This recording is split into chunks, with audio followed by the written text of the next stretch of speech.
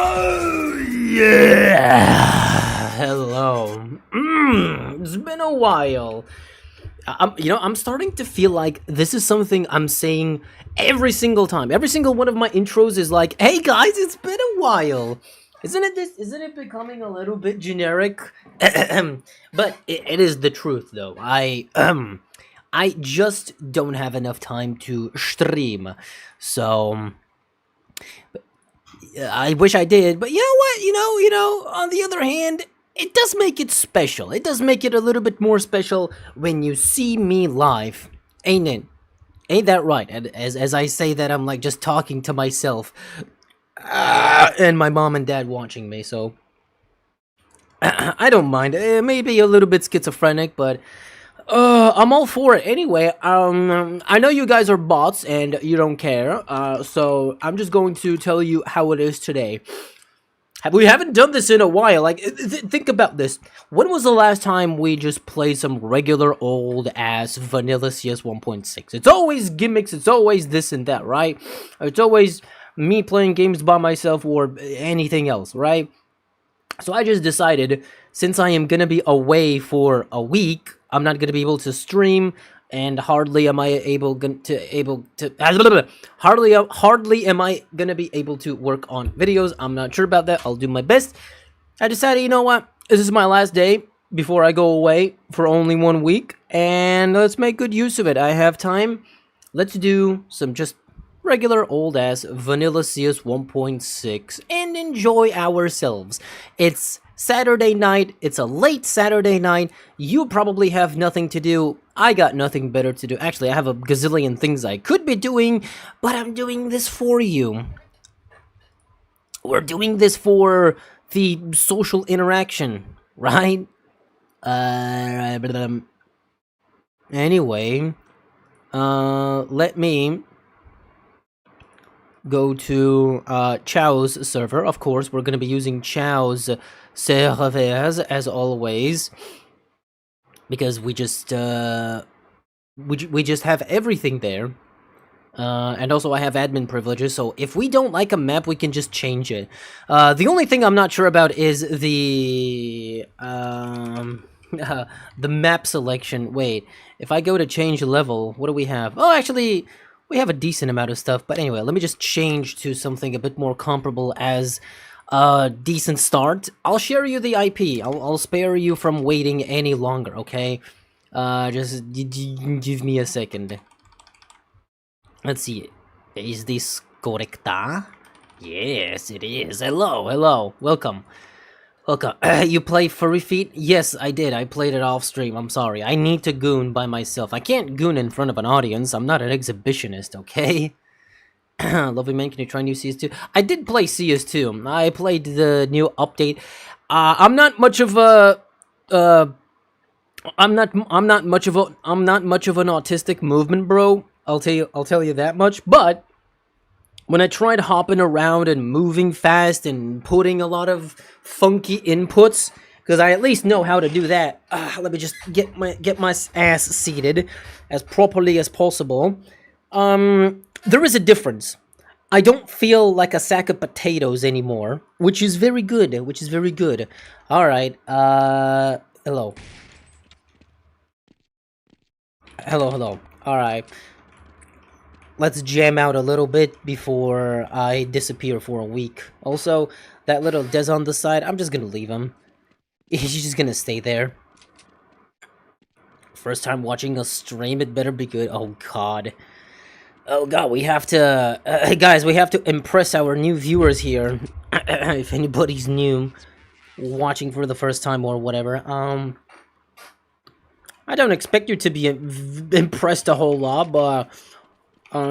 yeah, let's make the most of it. Well, it kind of depends on the vibe of things. It's not like every single time like the greatest stream in the universe. Depends on how we interact, how we talk about stuff and all. So yeah, also we're gonna need to wait a little bit until everyone arrives. I don't know. Everybody needs to get their bearings, and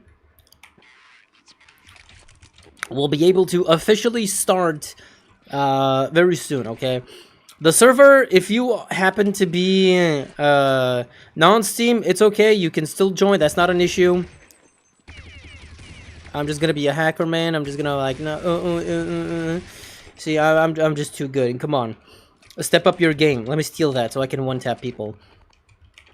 I feel good. I feel good today. Well, until the good guys, the actual good guys, start arriving, then it's not gonna be so good for me. Also, I need to like change my stuff. Also, I need to bring back this.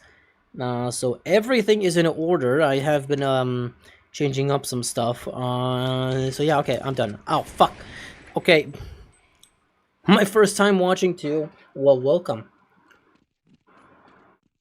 You want to join and play with us? Ugh. I had quite the dinner. I had too much food. I feel a little bit queasy, but I do have some leftover fries that I'm gonna be munching on. Cause of course, I just need to be munching on something while I'm yapping about something. That's just kind of how it goes, isn't it? Alright, so this server is, like I said, non-Steam. All of you are welcome. If you just installed CS 1.6, sure, no problem. Doesn't fucking matter. Non-Steam, Steam, it's all good. The map selection is, AMX mod menu. The AMX... the map selection is very vast. You know, I can change the level. Look at all this. Got Dust 2, Inferno, Nuke Mirage, Train, Cache, Tuscan, Forge. What else did Chow put in here? Hell, Fact, PGL Zone, Amr, Nuke Arena, Westwood 2020, La Roca Beta. I don't know what La Roca Beta is, but there's also Ancient CSGO and a bunch of others. So, got classics. Oh fuck! I spent all of my money on ammo. We got classics, we got some usual maps, all good. Also there's an RTV, like usual. Is there the ugly? Yes. There's RTV as usual, so we don't have to like play the same maps over and over, or play a map you don't like. That's all good. I'm from Argentina, my ping would be horrible. It's just 250. It's not the worst in the world, right? Oh, people always tell me this, like, hey, can we play together? Can we play on the server? Well, hey, here's your chance. Here's your opportunity. I actually haven't played 1.6 in a while. But I'm just getting greased up, okay? Oh, Dust 2, how original. Look, this is just a starting point. You can vote for whatever you want. I know we are pretty desensitized to all that. We are pretty desensitized when it comes to the classics. But you know, the classics are what get people going. Everybody knows this, so might as well start here. And from there, we'll see where the rest of it goes. Like I said, the server has a bunch of other maps. And RTV, so... Oh, I'm sorry. Assalamu alaikum. Is it better for you to watch on Twitch? I don't know. Oh, that's unfortunate. If you want to watch on Twitch, there's that too. Hello. I always leave that as an option. Next time, get an op. If you prefer YouTube, where everyone else is basically, then you sure, why not? Yeah, they ain't gonna peek me right now. Uh-oh. I was reading chat. I know who you are and where you are. Actually, I didn't know. I didn't think you would be exactly there. Yes, the IP is pinned. You can just copy that and enter the server. Also, I know these past few weeks, events have been absent. During the summer, we were a little bit on a roll with events. We had one almost every single Sunday, and that was all honky dory and cool. Wait, can I headshot from here? Oh. No. It was all gravy. We were doing great with events and stuff, even if they were more simple. I thought I heard footsteps. But the thing is, I can't really bother Chow all the fucking time. Every single week. And, give him a bunch of unpaid labor all the fucking time. So, we do need breaks. And I also need to come up with cooler ideas. So we're not just playing map packs and stuff. But, rest assured, there will be time. And since I won't be available for a week, we're gonna miss next week too. So, no event for next week, unfortunately. I think I'm gonna be coming home way too late on a Sunday. So, not gonna be possible. On the other hand, though, oh fuck. My stupid Creed's macros. On the other hand, I will be... He bought an auto. I will be announcing something. Actually, maybe I'll announce it later today, because I might not be able to. But people have been messaging me a lot and asking about, hey, when are you gonna do another review type stream, like the map review stuff? That was really fun. So, how about...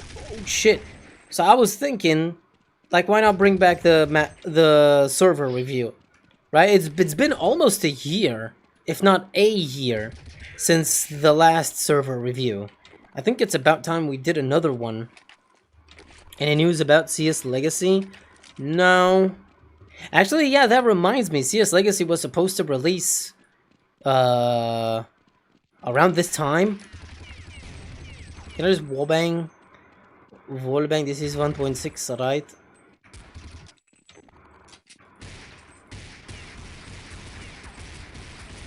Yeah, how about I just, yeah, no ammo? Good luck. 2 bullets. I'm just gonna run. Or... Did somebody just spawn? Oh.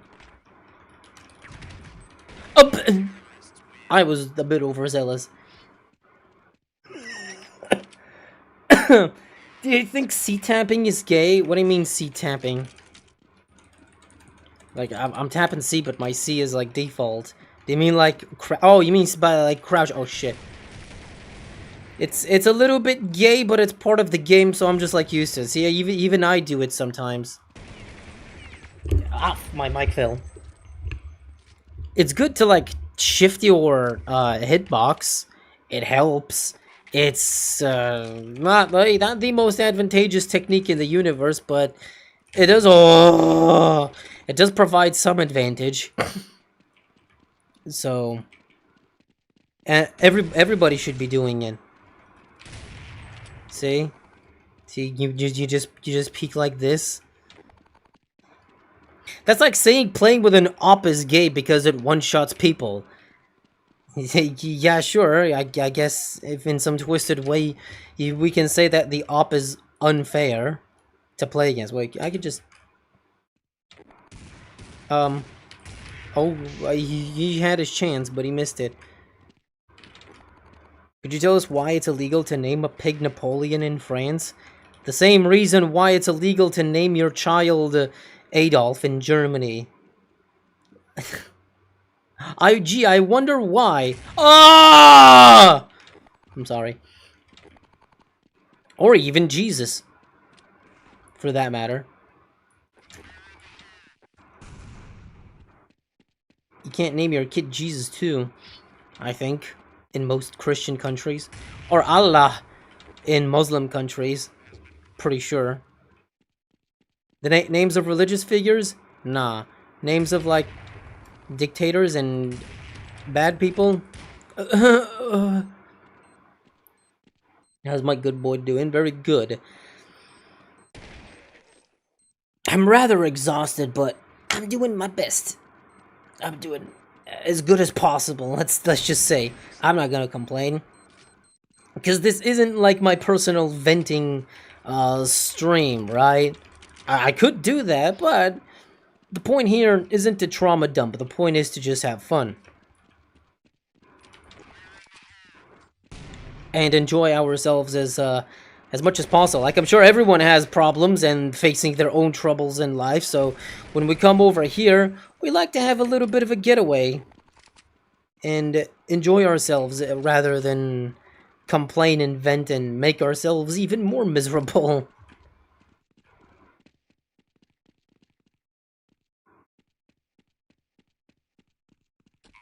Okay. Who needs CS Legacy 1.6? It was just as good. Whoa! What the hell? Is he gonna get... Oh, that would have been crazy if he got a third headshot. Well, I haven't gotten any news or anything on CS Legacy, so just kind of waiting for something to happen. Just waiting on some news. I mean, yeah, things are rather iffy since last time with Valve. Why no headshot? Oh, ever since last time with all the Valve stuff, it's been very iffy. So I don't know. It's not canceled so far. It's still ongoing. I'm pretty sure. There hasn't been any news. If there was, I would have heard about it.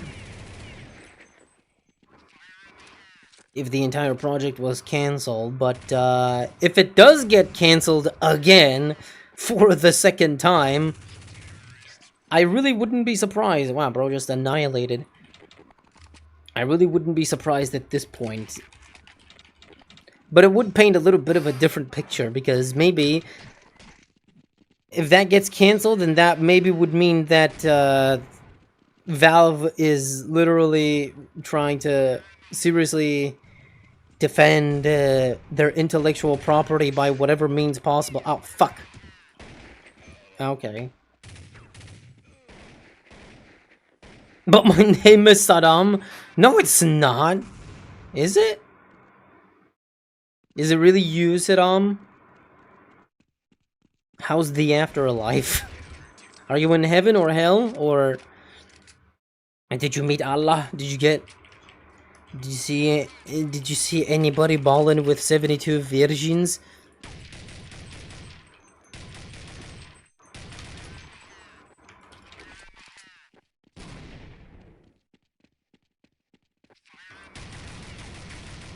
I have all the money in the world, so I mean, maybe I should be buying. Oh my god, shitting in my fuck. I want Boxy and Twin. No, you can't have what you want every single time. I gave you guys what you wanted last time, and that was for last time.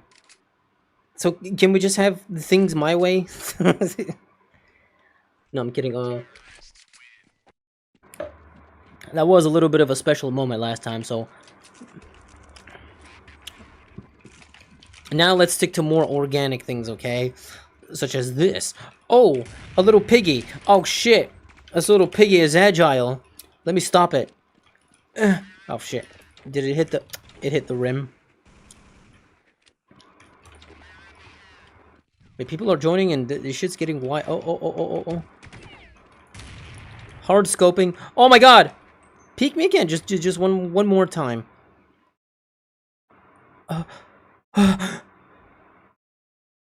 Maybe they think I moved, but then again, they can stream snipe me. So,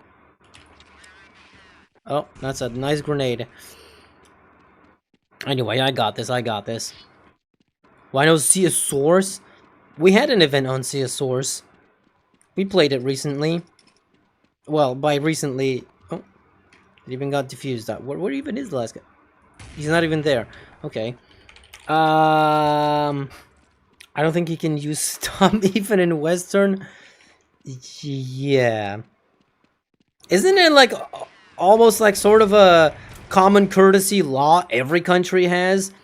Can't name your child after dictators. Can't name your child after religious figures. Well, maybe not every religious figure, because in Christianity there is like Saint Peter, but Saint Peter is just a saint. He's not like God or Jesus. Like, I'm pretty sure.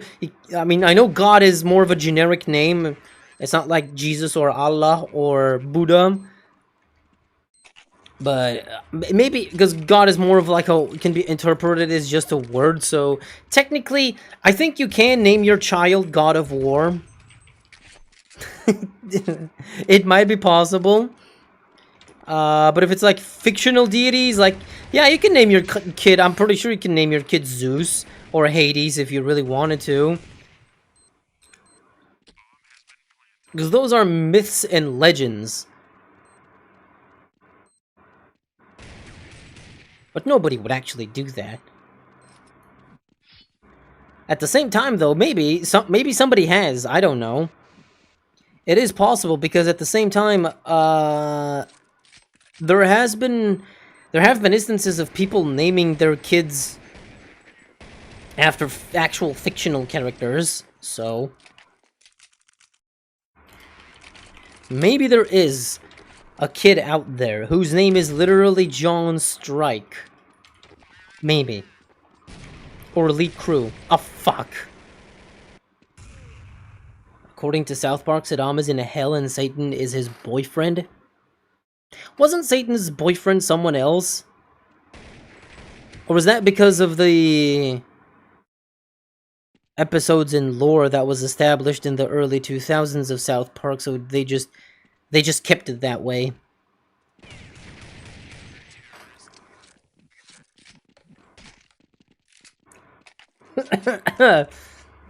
Can we have animated lolly gifs?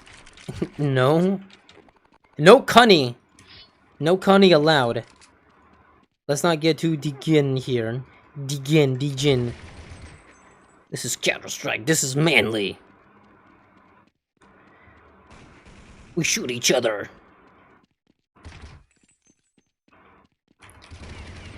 Because I give an inch of the... Because once I give an inch, people are going to be asking for a whole mile. And it's a slippery slope I'm not interested in. I'm from Iraq and the current situation is worse than when Saddam was in rule. Really? Well, isn't it because... Isn't it because the Americans left? Like, after they just decided that they don't want to do this war anymore and they left, so... I mean, I don't know if Taliban is the right word, or, you know... let's put it in Counter-Strike terms and say the terrorists, the former terrorists, like, more so... Now that they are completely in charge, things have gotten pretty rough there. Especially if you're a femoid. Last I heard. Like, I've seen pictures that, like, they're not even allowed to have, to show their hands even. Like, burqa is one thing, but I've seen, like, photos where they are just completely covered from top to bottom. It's crazy, but, also, I once saw an article posted where, you know, post-war and stuff, Iraq, they're just like, it's not the heaven that they... Ah, fuck. Some of those people didn't, like...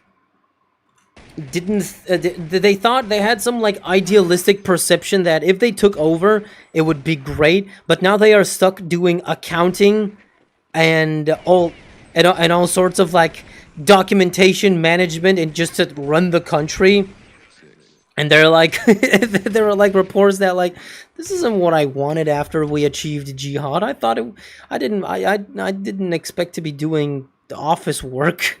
I didn't expect to have an office job. And have to do accounting and, business relations and stuff. So that was a bit of a funny one. Okay, so we're on to, my favorito, my pepito. Latino's name Jesus Rise Up.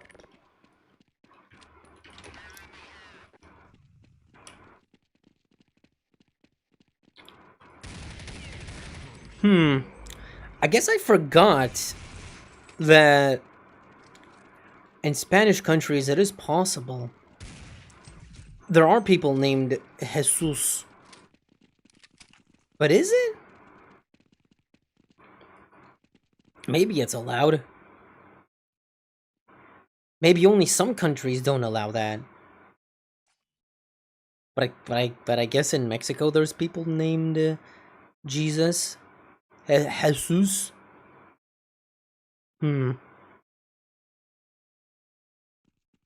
I will name my son. Superman Gigadick. You should. It would be funny. Would be very funny if you did. In modern times, Donald Trump is Satan's boyfriend. Okay, so they are interchangeable, at least. I wonder if Satan will actually ever marry. But I guess for that to happen, there would need to be someone who is really, really evil. And I guess, sure, we can say... I mean, Saddam was pretty evil. What about Hitler and stuff? So, but I don't know. Maybe we need someone even worse than that.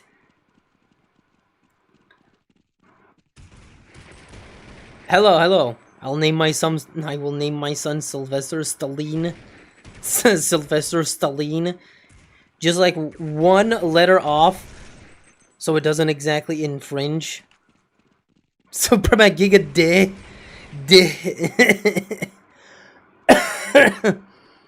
I'll name my son or daughter Jamir Aquarius. Now,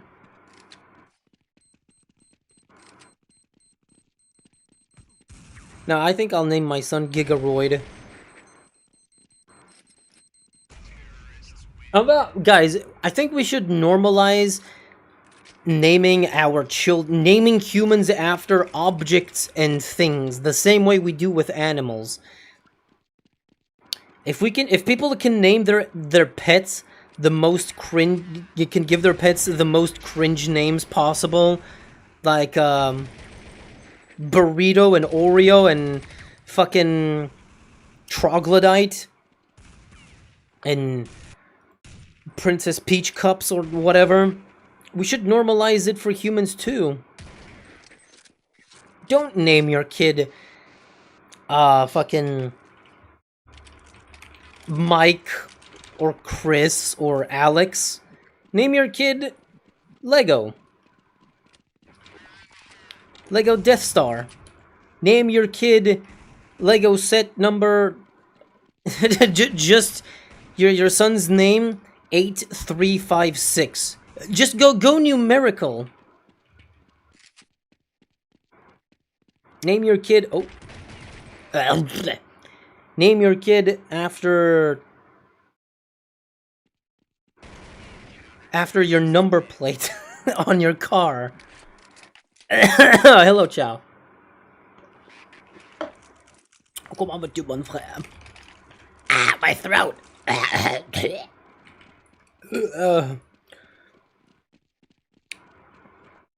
Ça va, mon frère? Wait, Zolans, what? Oh, fuck! Why do I keep reading chat at the worst possible time? Oh, we need to take oversight. Everyone's dead! Okay, I was gonna ask for help, but I guess all dead. Come on, plant! Where's the plant zone? What do you... Huh? Arming sequence cancelled. But cancel is B. Remember when you called that car Aston Martin in that CSS stream and it said it... And I said it was a Pagani? We're both wrong? Oh. What was it, though? Doesn't look like nothing I've ever seen. Then again, I'm not all about cars, so... I wouldn't know. I hear an op, so... Is this guy... Okay. What do you think about Min Lee's newest game? I actually have it on my Steam. He gave me a code, and we played it together. He wanted me to provide some feedback, and I obliged. I mean, considering what he did for me, so I provided him some feedback and stuff, which was cool. The game was in a way different state than it is right now. It's a cool concept. It's not bad at all. But it depends how it goes with development overall, which is very difficult because you have to consider that he's basically soloing this entire project. He does have help here and there, I think. Oh my god, stupid UMP. He does have help from other developers and people from time to time. So he's not entirely alone on the project, but it requires a lot more work. The idea is interesting. It's still counter-terrorist operations. It's a bit of a different take. I wouldn't say the gameplay and the design is per se bad or outdated. Okay, I lagged, I think. But it does require a lot of polishing and some fixing, because the idea is basically that you go into, let's say, well, for now, you can only play from the side of the counter-terrorists, I guess. That's how we can put them, the anti-terrorist operators. And what you basically do is you go on a map from point to point, and you complete various objectives. Okay. Okay. And it's not bad, it's very open, it's very expansive, there's a lot to do, and there's a lot of gameplay elements to it. But I just can't entirely, like, give it a review or comment on its state, because I haven't played it since its past couple of updates, and I also, I would wait until it's complete to completely judge it fully. Because right now it's like early access, the open beta, development is very slow, but the idea is interesting. It's out there. I'm doing okay, working effortlessly on migrating stuff from my servers, as well as adding new maps on my 1.6 servers locally. Oh, okay. Hello, which country server are you playing? Français, oui, oui. But he's American, right? No. I never said I was American. If there's one thing that's certain for me, it's that I am from Europe. I mean, what if I go to CS2 and I play competitive and I get, like, Russians in my match? Like, of course I'm European. There's no way I'm American and I play with Russians and Germans and French and all that. And also, yeah, this server is based in France, so me playing with, oh shit, me playing with 40 ping doesn't exactly sound American. It was a McLaren. Oh, should have known. Lichtenberg, yes, that's my country of origin. Dude, I'm whiffed so bad. I was playing some CSs from 2005 with some people on my server, as I was wondering. Is one of the hostages you can see Min Lee? I don't think there's any hostage based on Min Lee. I think it's, I think they're just generic. One of them is kind of based on Kleiner. A slightly amorphous Dr. Kleiner. And the other are also kind of generic. Oh, okay. But there is actually a reference to Min Lee in the game. In every CS, there's a bot called Min. Well, there's also a bot named shit, what was his name? I'm brain dead. Just Cliff. Yeah, there's a bot named Cliff. So developer names are there, and I'm pretty sure in modern CS Some of the bot names are also based on people who worked on CS. Maybe not exactly Alex and stuff, but some specific names I'm pretty sure are based on developers that have worked on the game. Maybe it's a bit of a tradition. We don't exactly know, but certainly for old CS, for 1.6 and Source, there's bot Min and bot Cliff. Besides the names, I don't think they have anything special going on with them. They're not like particularly strong, or I minimize my game. They're not particularly OP or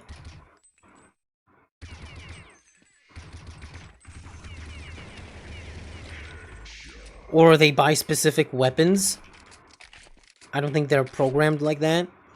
Wait, I'm recording actually. I shouldn't be recording. Fuck me.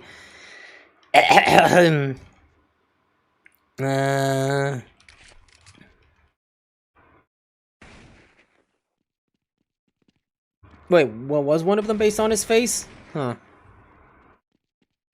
So how's IT? How's it going lately? I'm so dumb. I thought you said IT. How's IT going? Like we're all working or studying IT.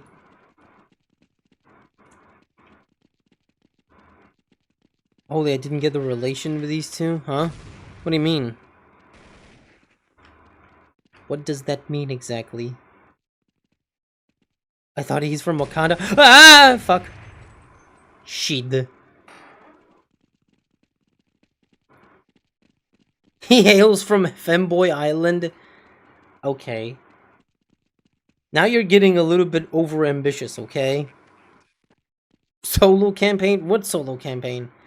Marhaba Ashraf.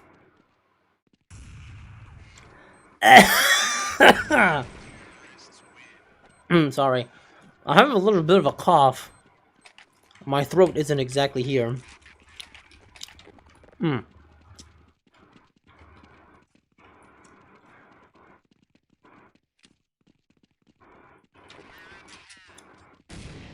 But yeah, Min also like told me that he would be interested in doing like a stream with me. Like, you know, I would be the one streaming and we would both play his game Alpha Response, and maybe he would give out some keys to other people, because you can have a squad of 4 people. If you don't have a squad of 4 people, you get 3 bots.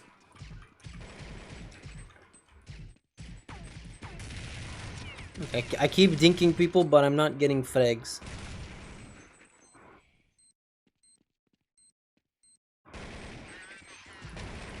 Why did I? Oh man! I picked up a weapon at the worst possible time. Good evening. Hello, Silver Soldier. When the new event? Next Sunday? It's okay, chat. I'm not gonna bother you yet, because I'm gonna do server review. Next up is server review. I don't know what happened, but after I did the map review event, all of a sudden I got a bunch of like queries from people like, hey, I got a server, and it's like, okay, please. We'll do a server event for that, so fine. You'll get your server reviewed, because some people were like, please review my server. I need exposure. I was like, alright, fine. I'll give it to you. You little babies. I'll give you what you want. Haven't done that in a year, so... Okay, I thought I could just... Fuck me. I had a different idea. Will you play Zombie Mod tonight? I don't know. We'll see how it goes. I don't even know how long I'm gonna be here. I give myself 2 hours, but if anything, I'll see how far it goes. Alpha Response is that the new CS killer. Definitely this time, we'll get the fucking CS killer. Definitely this time. Fuck! I forgot we swapped teams.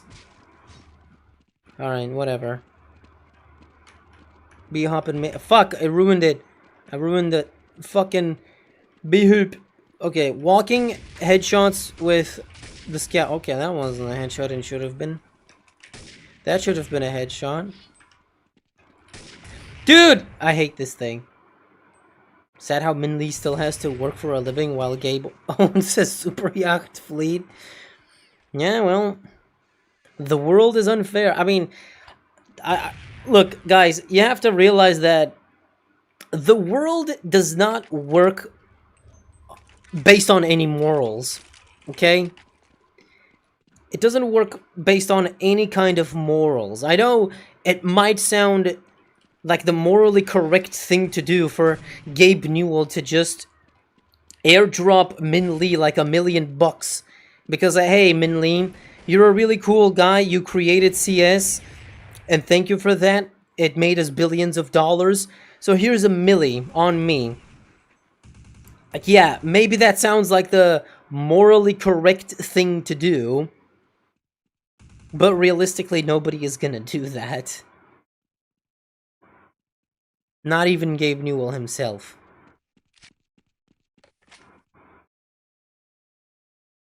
Because that's just not how the world works. Min Lee sold the rights to CS to Valve in the year 1999 or the year 2000. He got a 6-figure sum. Min Lee used that 6-figure sum to pay for his college, and that was it.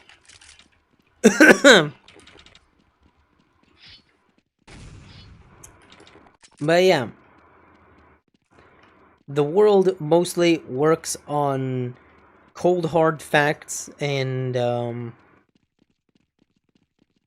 rules and laws set by the people who hold the power. Ugh! Because there's no obligation to do the morally right thing. And that's just how it is.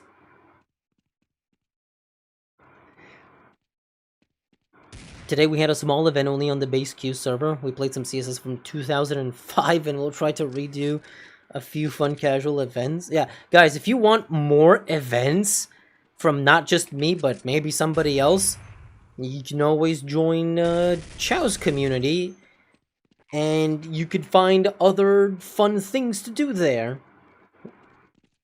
So you don't have to always rely on me, okay? Such as the game dev life, yeah. Unless you're one of the few game devs that manages to make a banger and you end up being set for life. But then again, you wouldn't make the same decisions. You still wouldn't end up making the same morally quote-unquote correct... okay. The same morally correct decisions. Alpha response is the new tactical intervention killer. That I think we can agree on.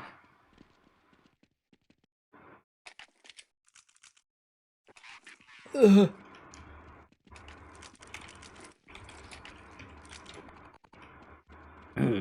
I love ads in the middle of the live stream. I do too. Maybe you should just use an ad blocker so you don't get bothered by all that. Fuck. I had to airdrop a couple to just Cliff. He'd be overjoyed. Yeah, well, maybe you would do that. But that's why you're not a millionaire, see? You want to do the morally correct thing? Well, then have fun being poor. You want to be completely selfless? Enjoy being poor.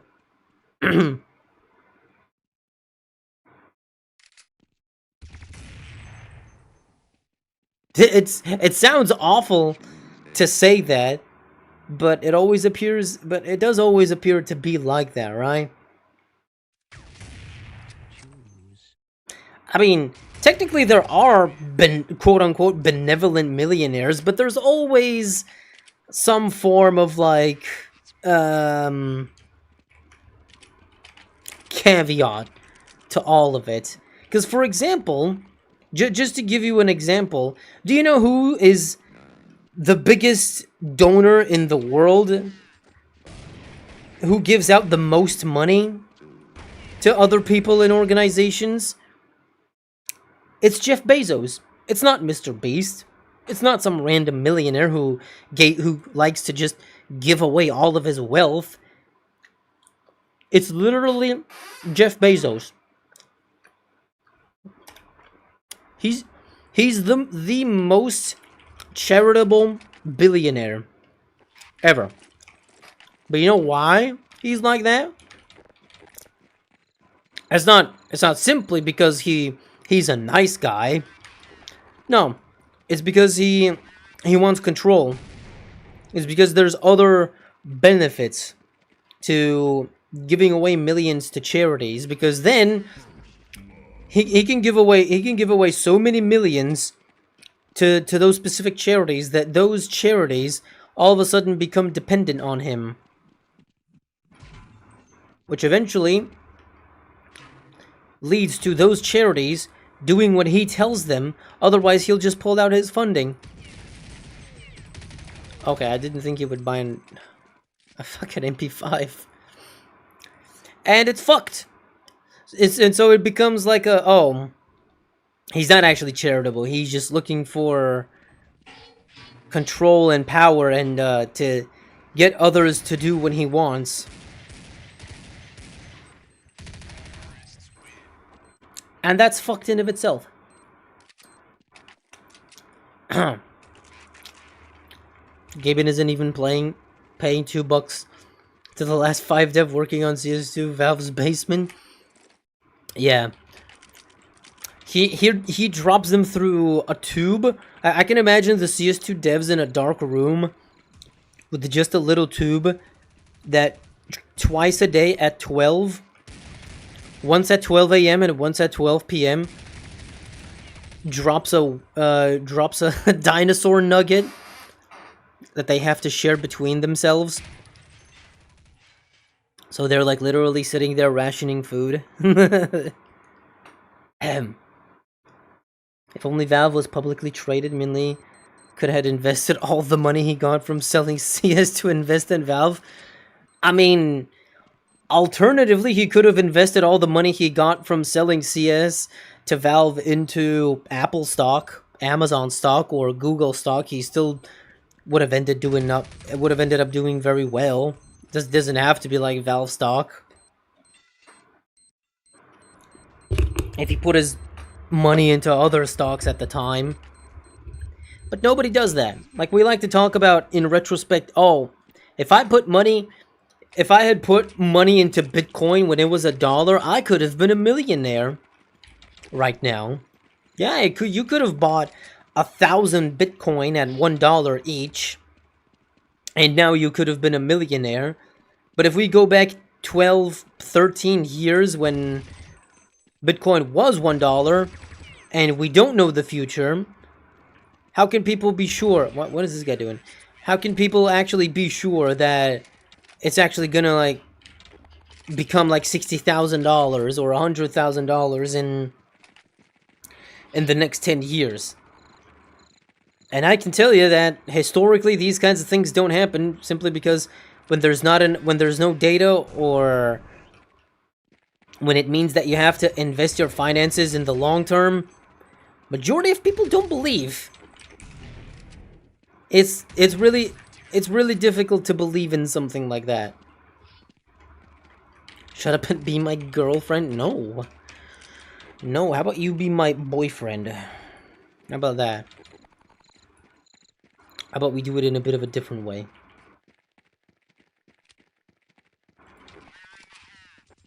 Fucking, I knew where you're going. Oh shit.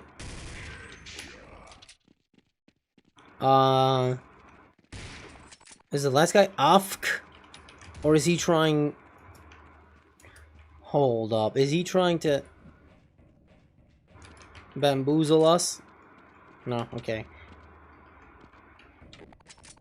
Jeff Bezos also forced Amazon workers to pee in bottles. Yeah, I remember that. But they don't care. Amazon has like such a high turnover rate. And that means that they go through employees like copy paper. Some people are there for 10 minutes, other people are there for a couple days. That shit's all over the place, and they don't care. It's a big company, you can always replace everyone, so... But it does suck for the people that are forced to work such jobs. I know it's easy from one from one side to just say, well, why don't people just get better jobs? And not everybody is cut out for that. Not everybody is fortunate enough to be able to get a good job. Are you trying to push the door again? No. Oh, shit. Fudge. So first get rich and then maybe give some to others? Well, most that become rich don't do that. Most. And by most, I mean like 95% of rich people. You need a boyfriend, huh? Yeah, I need my very own boy kisser. I hate how everyone paints Gaben as a saint for practically barely doing the bare minimum, which just shows how low standards the industry has. I mean, yeah, at the end of the day...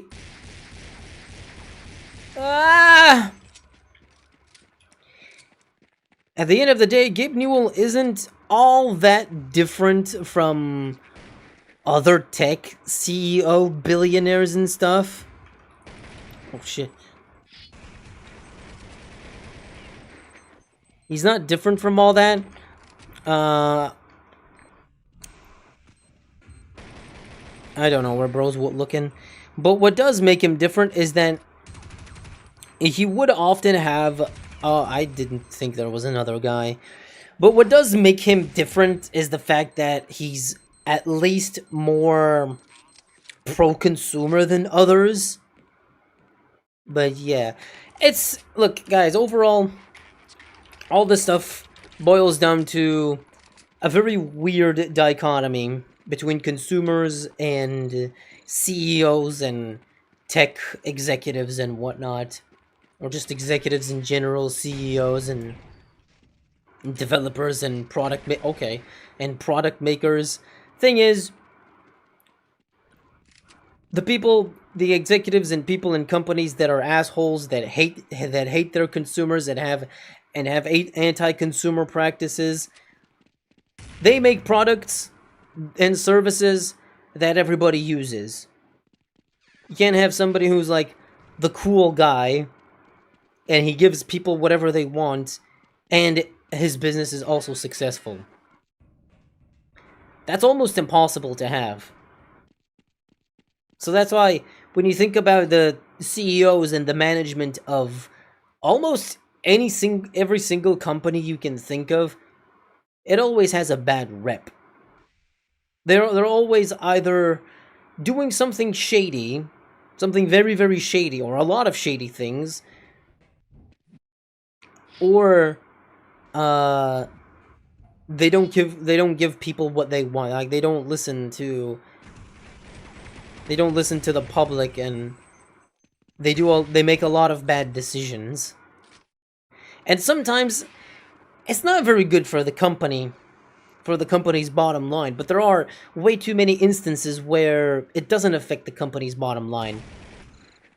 You can complain all you want all day about how Valve doesn't make enough video games, but at the end of the day, what they do is their choice. What are you gonna do? Stop using Steam? Yeah, sure.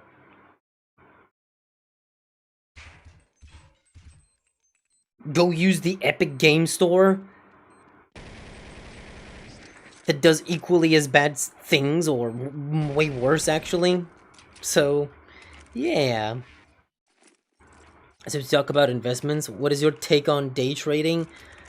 It's very high risk.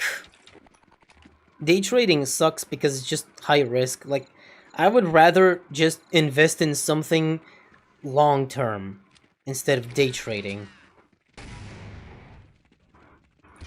Oh, where did they all come from? Like, I'd rather just put my money into a stock and forget about it, and just collect annual dividends.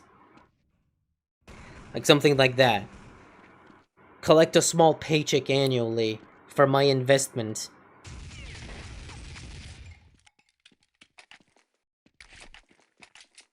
See, the problem with day trading is that it appeals to the average person. Because there's no way you can convince the average person to Oh, fuck, wrong one. There's no way you can convince the average person, like, hey, do you want to make, let's say, $10,000? And they'll be like, okay, yes, yes, yes. Do you have $1,000 and you want to turn it into $10,000? They'll be like, yes, yes, yes. Everybody wants that, right? Without working. And without gambling. Turn $1,000 into 10,000. Do you want to? I'm pretty sure everybody would want that, but it's gonna be like, okay, so if you want to turn, fuck, I wanted to wallbang him. Okay, so to do that, you buy this stock and you wait 10 years. It's like, what, 10 years? I have to wait 10 years to turn my 1,000 into 10,000? Nobody's gonna want to do that. With utmost certainty, I can say that nobody really wants to do that. Did I properly flash even? No.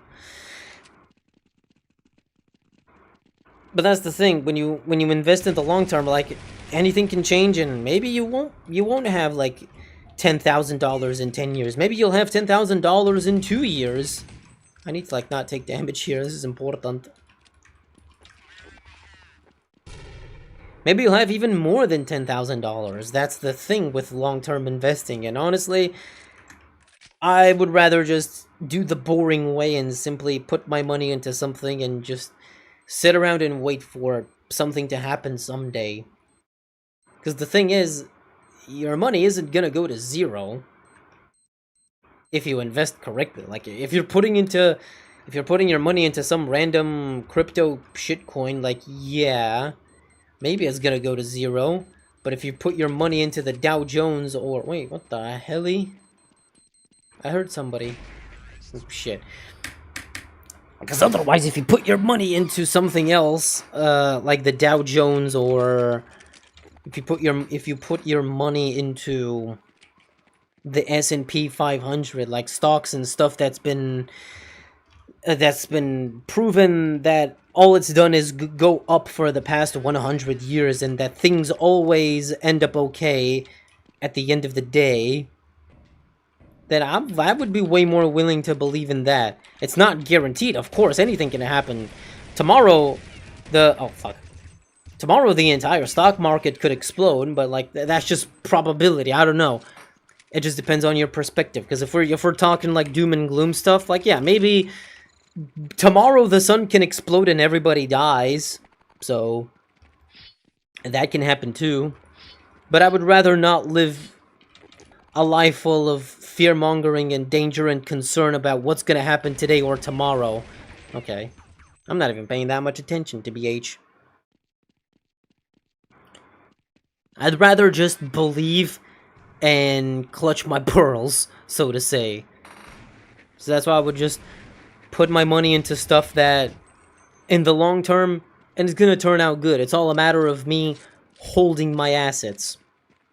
I mean, that's what I've been basically doing with CS2, for example. If I had to say, like, what's my biggest financial gain of any asset that I own, because I, like, own real-life collections of stuff, like toys and trading cards and stuff, because I enjoy it. But I would say the biggest payoff I've ever had is on CS skins, because, like, that's no bueno. Oh my god, I'm so sorry. I heard you, but I'm dead. Yeah, my biggest payoff is CS skins. Like, I bought my vanilla Karambit. Fucking wait, where is it? I just gotta go to my fucking stupid profile. No, I can only wait. Can't I just? Okay, can I just view profile just to open this? And then just go view my own profile. You have to consider that. Look, I bought this and fucking even before around here, like 2016 and 2015, 2016. This knife was 210 euro back then. Of course, I didn't pay exactly 210 euro for this knife in 2016. It's a complicated story how I acquired all these skins and what I paid or what I did not. But let's say I paid kind of like equivalent to 210 euro for this knife in 2016. And nowadays, this knife is like, I think, basically 1,800 euro on the secondary market. So it almost 10x'd in value over the last like 9 years. Wait, 2016? Yeah, over 9 years, it almost 10x'd in value. But back in 2016, nobody was ever gonna believe that a vanilla CSGO Karambit skin is gonna be worth like 10 times its value. Nobody had ever considered any of that as a possibility at all. But that's how things work. Nobody thought a Dragon Lore, which back in the day was $2,000, today would be 10,000. Oh, I have to plan. Howdy, son, we chillin'? Yes. Yes. Just kind of hanging around, not doing much. I don't have a whole lot of time to stream, but today I do, so I decided to hang around for a little bit. Oh, here, he's gonna come from here. Boom, boom, boom. Oh, fuck.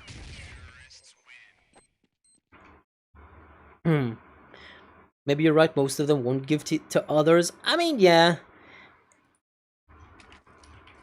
It always kind of starts like that, and then it seems like, listen, because I kind of mentally, I sort of get it, because, like, you're not going to realize it until it actually happens, mentally. But the thing is, a person that, like, works to acquire their wealth, let's say you're not, like, oh, fuck. Let's say you're not a billion-dollar CEO, and you're just a normal guy who happened to make the right decisions, and maybe you create a product or a business or something, and then that ends up being a very cool idea, and it made you millions of dollars, right? You suddenly become a millionaire. You earned all that wealth, and to all of a sudden give away that wealth, like, your perspective is gonna be way different. Because, okay, I worked to, I put my ass on the line to acquire this wealth. And it doesn't feel fair to all of a sudden give it away to less fortunate people that didn't exactly deserve it.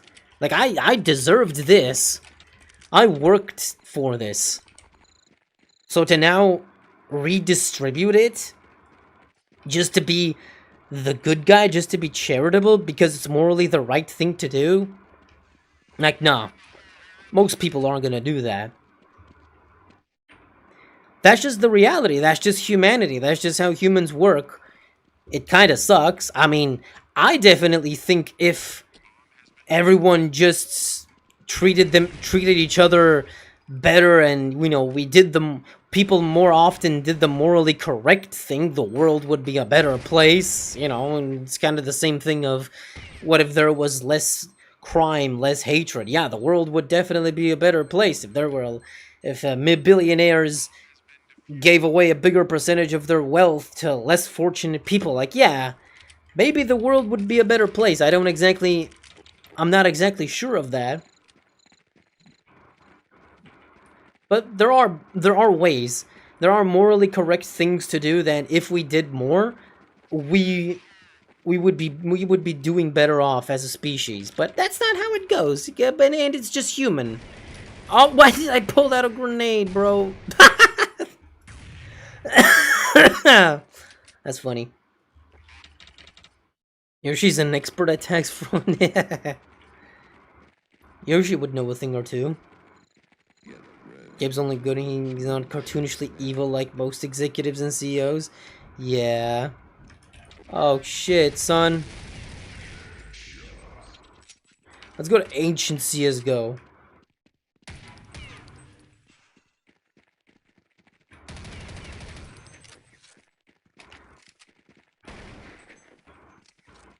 Yeah, stay a while and listen. You can also limit losses on trading, theoretically, under. Yeah, I know there's ways, but it's still too risky and not worth the eventual maybe reward. So it's better to just do it the less exciting, boring way. Just put your money in stuff you believe in and just let it sit there, and eventually it's just gonna accumulate in value. I blame the guy who discovered the fire. Because of him, we have things like currency and state of life. Yeah, ever since the ancient times. Alright, well, here's the ancient CSGO. We played on this one before. Oh, fuck, I didn't. Oh my god. Well, I guess I'm gonna be running around without armor. In a way, I paid €5 for 25 Winter Esports 2013 cases. I already have much more as of today. Like, yeah. If you're one of the few people that somehow believes that, yeah, this thing is gonna go up in value, then and you're just willing to wait as long as possible,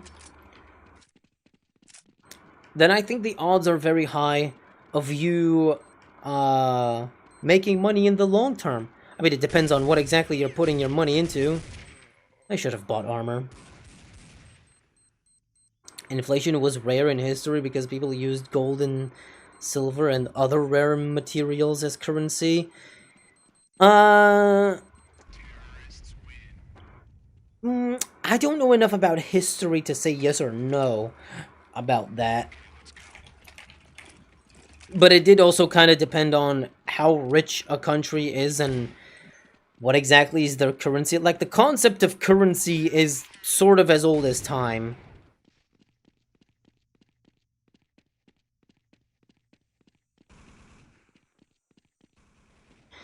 But yeah, when it comes to investing, there's one very popular saying by experienced people that they will always tell you, and it's that time in the market will always beat timing the market. Because yeah, it's not attractive, it's not sexy to sit around and wait for things to become profitable and to become financially worth it. But that's the quote-unquote easy way of making money, is that you just have to wait and believe. It may not happen. Even if it doesn't happen today, it doesn't happen a few years down the line. Like the example I gave you earlier with my karambit here, just look at how long... Oh.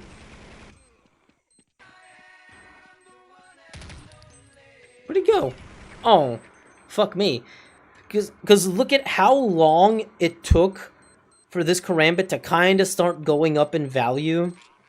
Ever since it came out in 2013, it was basically the same price. And for years, I was just used to the karambit being, the vanilla karambit being worth like around $200. You can see even at certain points it was even cheaper. But I was always used to this kind of price. 200, 190. So from 2013 to like 2018, late 2018, that thing was the same, almost the same price. Not really going anywhere. 5 years of stagnation. And then all of a sudden, in 20... Oh, fuck, I didn't think you would be this close! Fuck.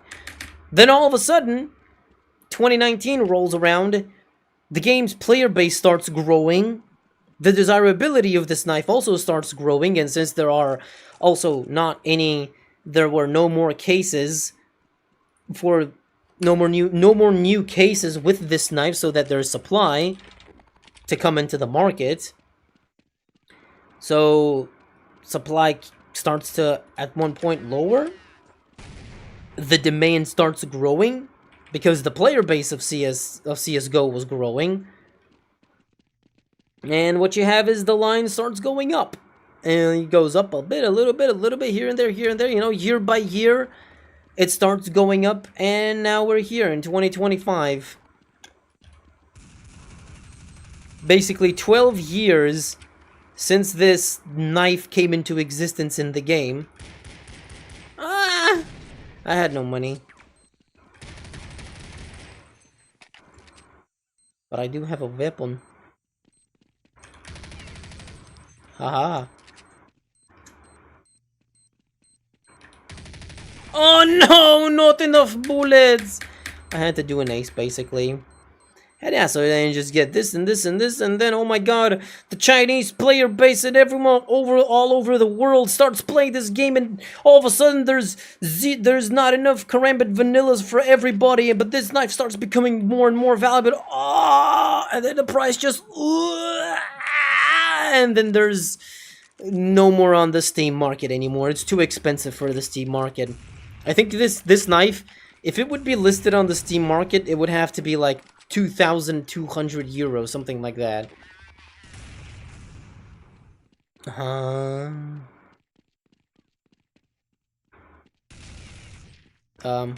Okay, he just had to dink me. Yes, we're counter-striking very, very good. It's going great. From my perspective as a Muslim, whatever money someone earns is not from him, it's from God, and it's his duty to God to give out to the downtrodden and the poor. That is the best. Well, I don't want to be that guy, but how come then... I get it, and I'm sure there's a lot of Muslim people that do that, but at the same time, aren't there many, like, poor people in many Muslim countries? Like, listen, this is gonna sound probably ignorant, and I don't want to, like, exactly insert myself, but, despite such morals, it seems like humanity's issues of war, death, pestilence, and hunger still persist. I'm scared. Wino skins? Wino skins what? What do you mean, cuh? I mean, why don't I have, custom skins in 1.6? Because I've had my fair share of, like, custom skins and stuff in CS, but I've just sort of stopped doing it.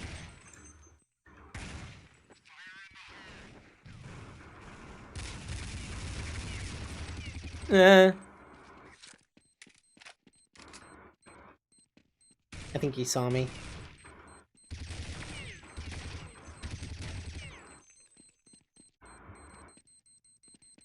Is the last guy lost? Do you not know Ancient, bro? I'm gonna die. Yeah, but usually timing the market once is enough. What do you mean once? If you manage to time it once, that doesn't necessarily mean that, oh fuck, that you have somehow figured it out and you can just keep going on like this. It's just way more risky. I mean, I don't want to be the guy that's like, yeah, here's what works guaranteed and what doesn't, because I don't know that. I cannot give specific examples, but unless you have some sort of insight, or maybe you know something more, maybe there is a way to time the market, but a grand majority of the successful people don't work on the basis of timing the market. People who time the market, I mean, I guess if you somehow time the market, like, let's say you bet against the banks in 2007, because you're like, yeah, guys, there's gonna be a recession. Everything is gonna collapse. Recession is incoming. And everybody's gonna tell you, no, you're dumb, you're stupid. And you're like, okay, bet. I put all of my life savings into betting against the banks, because there will be a recession. And everybody's gonna think you're stupid and dumb, and maybe you even take out a loan from a bank and dump a couple more hundreds of thousands of dollars into betting against the banks, because you think there's gonna be a recession. And yeah, then there is a recession, and you win. You make a gazillion dollars, you become generationally wealthy on the spot, and you don't have to work a single day in your life. It's all just speculation. maybe. Yeah, but at the same time, you can kind of make a similar argument and say, well, it's all basically gambling. You're not investing into the stock market. You're basically gambling. That's how some people think.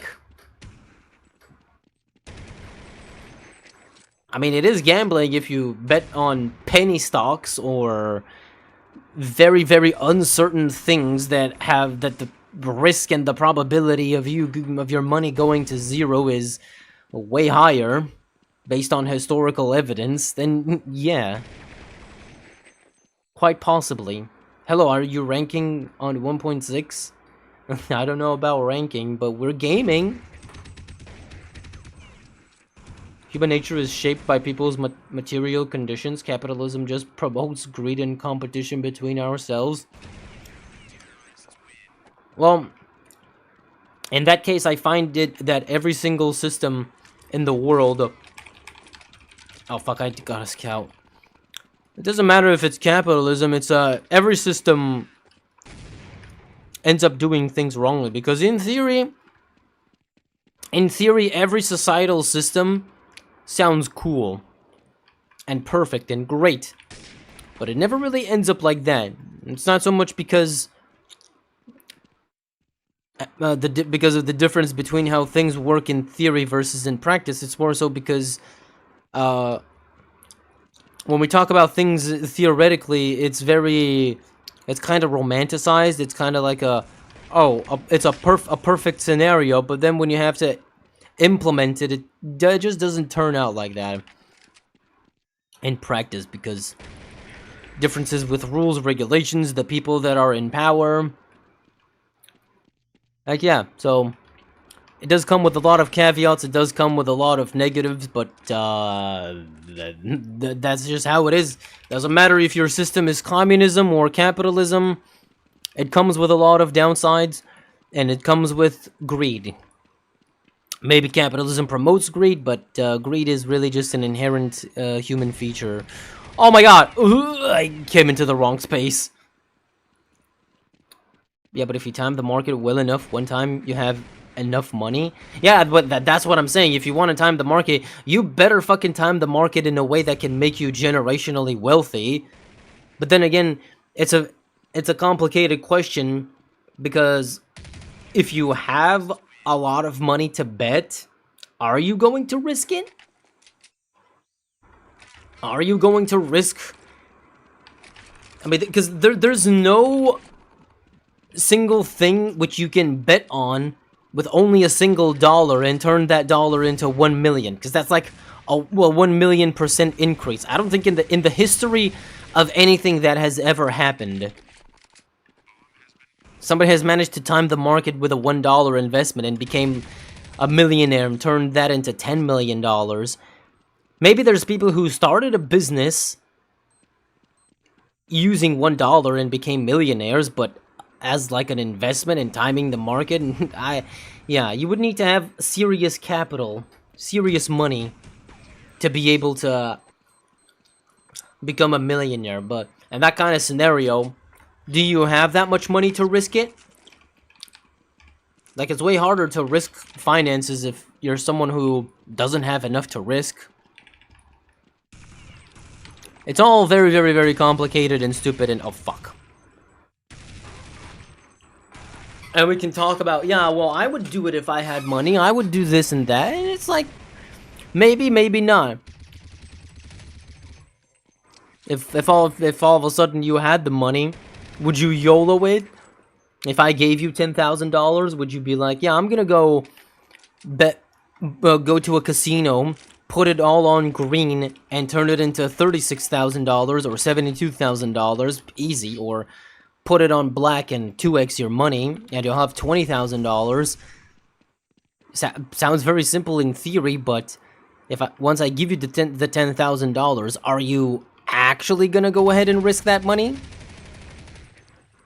Maybe some people would be degen enough to do that, but I think the average person isn't actually gonna do that.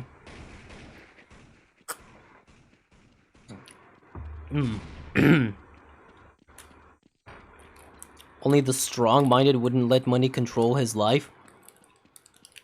You think I have a strong mind? Like, listen, I'm not trying to become a millionaire in this world, personally. All I want is to, sorry. All I want is to make enough money so I can do whatever I want. I want to make art. I want to enjoy life. Not have to worry about making ends meet, you know, something that anybody can agree on, basically, right? Fuck.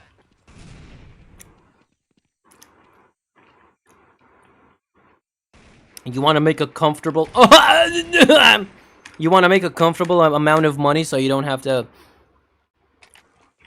think about paying bills and making enough money to be able to survive. Yeah, I think we all want that. I know. Ancient at 1.6 looks fire. Yeah. Inika.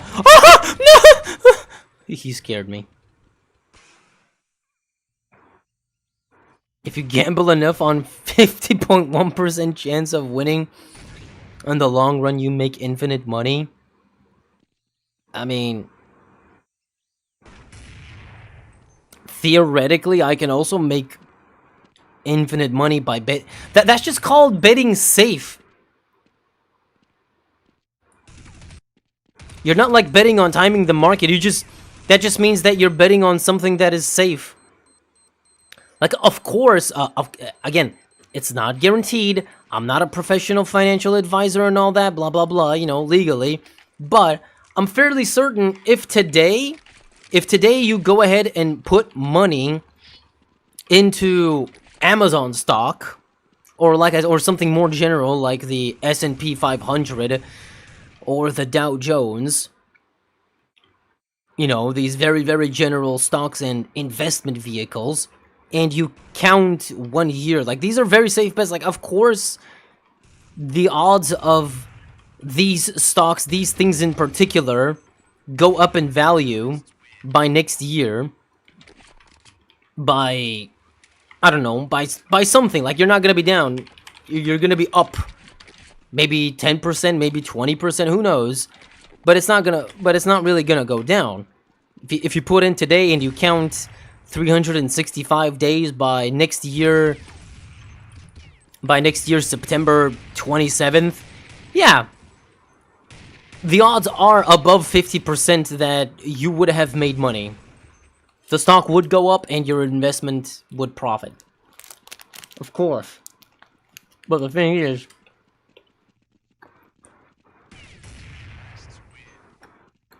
betting on something that has a higher percent chance of paying out, these are not as risky, therefore they don't have a higher enough payout. It's not like buying Amazon stock or Facebook stock, which has a pretty good chance of like growth and profitability. Their percentage of like I guess we can put it as like a multiplier. It's not that high, as opposed to if you put money, if you buy the stocks from an upcoming tech startup. Let's say you instead buy stock into some tech startup company that has a stock worth like $1, and maybe that company, like if you buy a stock of like Amazon, and Amazon stock is like $200, and next year it goes up to $210, $220, that's like, yeah, you win, you profit, congratulations. But that's like the expected result. But if you bet on oh fuck, I didn't even see him, bro's camouflaged. But if you bet on like a tech startup company and their stock is like $1, maybe by next year their stock could be $100.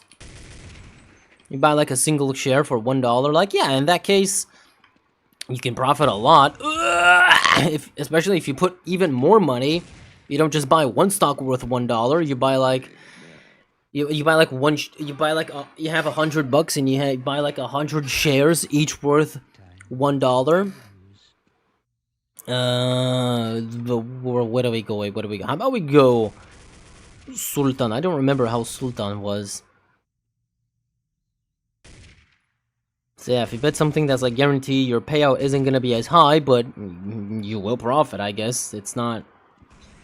The odds are in your favor. But if you put into something riskier, the payout could be way better, but again, it's way riskier. Stocks can crash because of a tweet, literally anything goes. Yeah, but if you have that kind of mindset, that like, oh, anything can happen tomorrow, the world could explode, then yeah. Maybe the stock market isn't for you. The world could collapse tomorrow. It all comes down to what you believe in. Yeah, maybe they can go down tomorrow, but are they gonna keep going down for 1 year and not stop going down? Oh, I remember this map. Yeah, I think this is DE Sultan. Sultan. Oh, fuck it. Fun fact, one of the people who got rich off the stock market had only 5% win rate. Yeah, I'm not saying it's impossible. I mean, the odds are still there, but it's very, very improbable that it's not worth it to put serious money into it. The IP is pinned. You can just join by looking at the IP. Like, fine. You can even see the IP here. It's right here. It's pinned in the chat. You don't need to like search for it. Time is theoretical money. People don't usually understand that the amount of work to make a shit ton of money or to develop your business.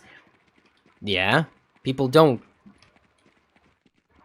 Because another side of it is that, well, how exactly do you know you're making the correct choice with your business or the way you go about with your money? How do you know it's the correct thing that can lead to you making more money?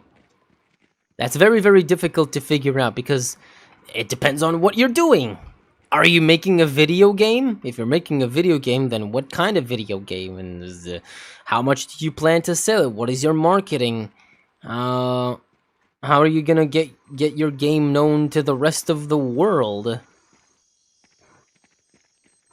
Is your idea interesting and unique enough? But that's the other thing. You can't really do business and think only of the money side of it and how to make it profitable and successful, because you can just easily get lost in the sauce and not make any money because you were too focused on how much money is it gonna make versus creating a good product that people are gonna like. All right, Buttercup, get out of the water. Get out of the fucking water. Ah! Some just wanted to tell you I met you in TF2 2-3 weeks ago and you killed me in the match. Oh yeah. Yeah, this is something I do from time to time. I get on a bit of a TF2 kick. Because TF2 is super fun, but it's also not fun enough to invest my time fully into it. So I just casually get into TF2 and then I uninstall it. Like, I install it, I put like 50 hours into it, and then I uninstall. Because it's super fun, but it's super stagnant. Every time I come back to it, it's like, yeah, this game's the exact same thing. Hasn't fucking changed at all. Boring. And unfortunately, TF2 is not a game like CS where you just have this cool formula that's always fun, even if like 1.6 here hasn't changed at all. It's still super fun to play, but TF2 requires updates and changes. I don't know, it's just how the game works. Also, it's broken in a lot of ways. There's so many things that need fixing too. Ah! Like the entire casual system, it sucks. Some classes need better balancing, they need more fun weapons. They need to revert to the changes to the Sandman on Scout. They need to revert some changes, some nerfs to the Ambassador for Spy. I don't know. It's just part of how TF2 works. It kind of it's not just about needing more maps, because it definitely has more maps, but a lot of the maps people don't really want to play. It's about having fun ways to play with your favorite classes, because TF2 is definitely not like a super hardcore competitive game. It's a casual game, and it being a live service game, it kind of needs like some live service juice into it, like some actual updates and actual content that can keep it fun and interesting, instead of just playing with the same weapons and oh fuck, and having the same balancing on everything. I don't know. Buy my company, we make gazillions. Sold. I'm already sold. Here's a tip for you all: invest bearish on AGPUSD. It's always going down because of inflation. Yeah.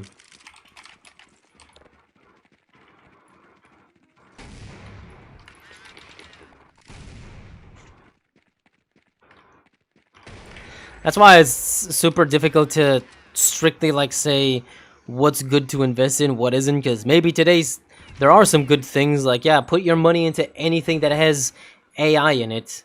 It makes money, but is AI gonna survive long enough to actually be useful and profitable long term? We don't know. And right now, it doesn't seem like it is. All the billions that are getting poured into AI stuff, are turning into dust, because it turns out that all these AI startups and companies and businesses propping all over the place, and the market putting its money into it because it's the future and all that, it's kind of like going nowhere because they're not profitable and there's way too much money, you know, bubble. I guess we can just call it a bubble. Everyone thinks it's a bubble. The CEO of ChatGPT of I forgot the name of their company. OpenAI, yes, the name was OpenAI. I mean, even they're almost admitting that it's in a bubble, but you know, tech bubbles and all that, pretty typical stuff. It's happened many times before. .com bubble in the 2000s? Yeah. Definitely. Ebbs and flows, trends and bends. The trend is your friend around the bend until the end. So on and so forth. Brother is playing 1.6 and is telling us shower thoughts. Well, what else am I supposed to fucking do? You want me to just mute myself and sit here and play silently? That's not what I'm all about. Get the fuck out of the water. Who's in the water? I heard something. Okay, there's nobody. I'm being attacked. Oh, he didn't know. Nobody knew. I have to make...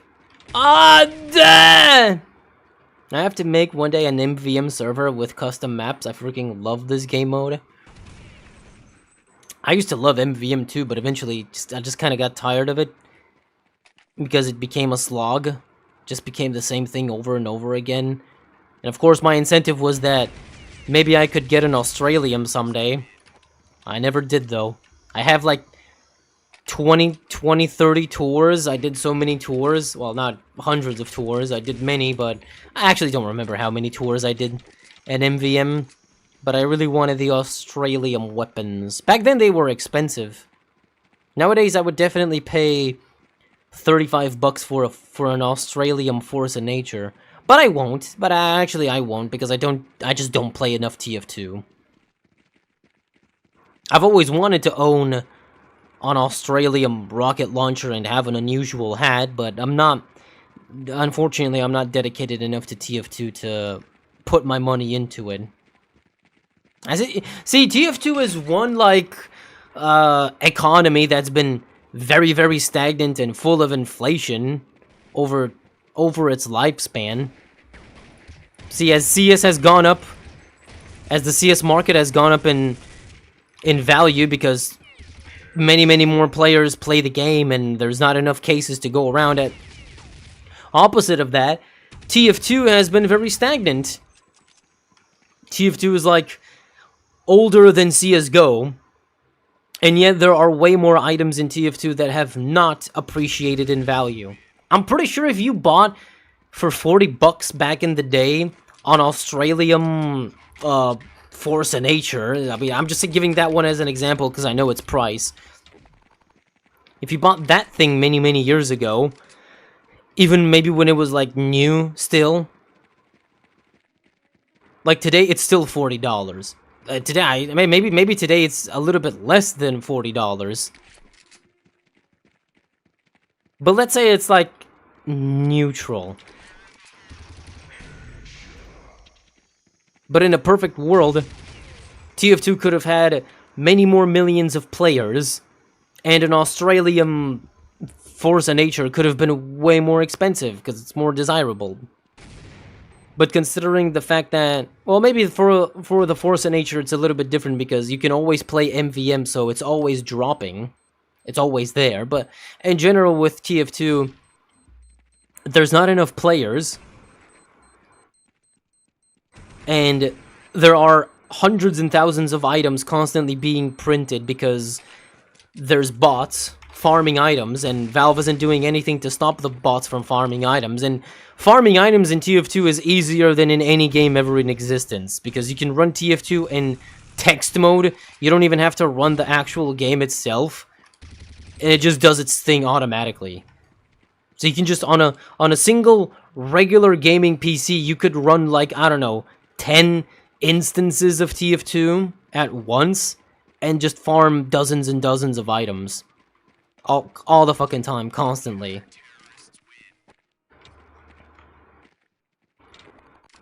And eventually, that way, you can get up to an unusual. And because this thing has not been stopped in any meaningful way, what's happened is basically the TF market is inflating.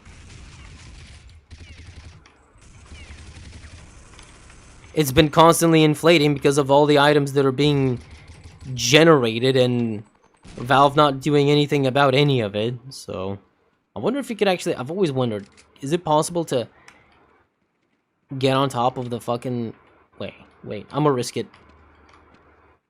Oh my god, this map's broken. Dude, this map is so fucking broken. Look at this shit. They ain't gonna know what fucking hit him. Look at this, I can just pop up here. Ah, fuck. What is the bumbleclut anyway? But yeah, basically, if you, let's say, believed that TF2 would go up in value, and you just held on to an expensive inventory, odds are, majority of your items haven't gone anywhere in value over the last like 10 plus years, as opposed to CSGO, CS2, and maybe even Dota 2. I don't even know what's going on in Dota. Majority of success stories are dependent on luck. And we can say it's luck. Some other people can say it's like it's calculated. Maybe it's fortune. Maybe it's calculated. Maybe it's the right person at the right time. Maybe somebody just made the correct business decision and created a product that obviously they believed that people would want, and it turned out they were right.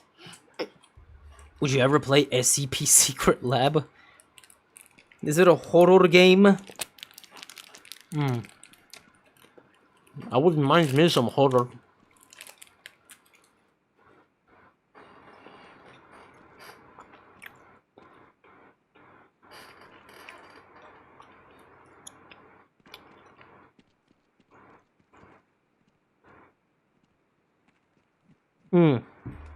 I kind of do a sort of similar thing in TF2, Ashraf. But I just, I go payload or King of the Hill. I pick Scout. And I just run around and toss the guillotine and the Christmas ornament. I forgot the name of the item. You know, the one that's like the Sandman, but it's Christmas. It still causes bleed. That's what I play with, basically. Most of the time. Otherwise, if there's too many scouts, I just pick soldier and I jump around and try to market garden people and stuff. I kind of have a few quirks that I just follow, and that's about it, really. Sorry. I love my Desolance and his shower thought. What if I'm actually in a shower? What if one of these past streams I was actually in a shower?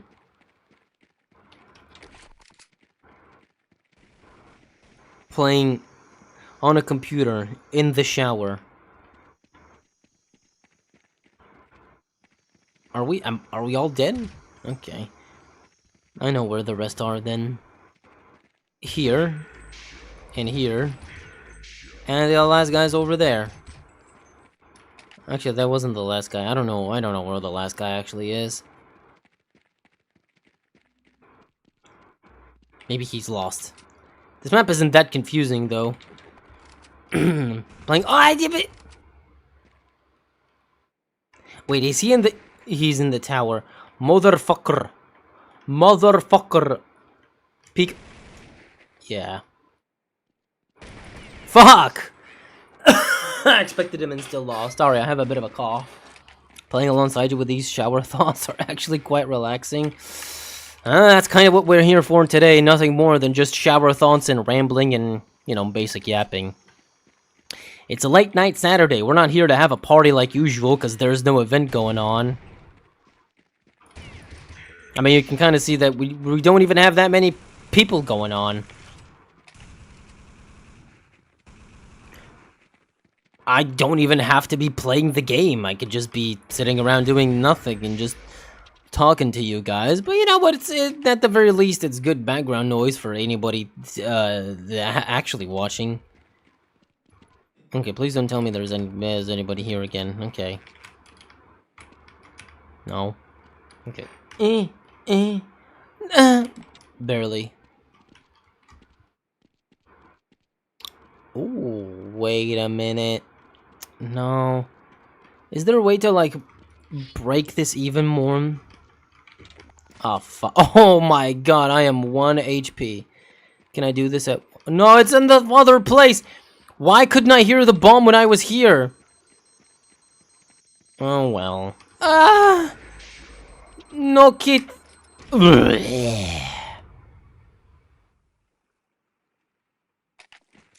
Well, thank you for joining. Thank you for listening to my slimy rambles. Because I don't really have anybody else to talk all that much to. I know it sounds depressing and sad, but believe me, most people don't want to listen to me. Because they don't see the truth the way I do. I'm so sorry. Most people choose to believe that I am insane. They think that I am crazy. Because I talk to myself a lot. I have a lot of internal monologues. That makes it not very pleasant. But I'm glad that I can find at least a few friendly schizoids ready to listen to me. Anyway. Oh, I hate this. I hate this. I already hate this. Ah! Oh. I almost did. I didn't almost did though. Is he in water? Oh, no.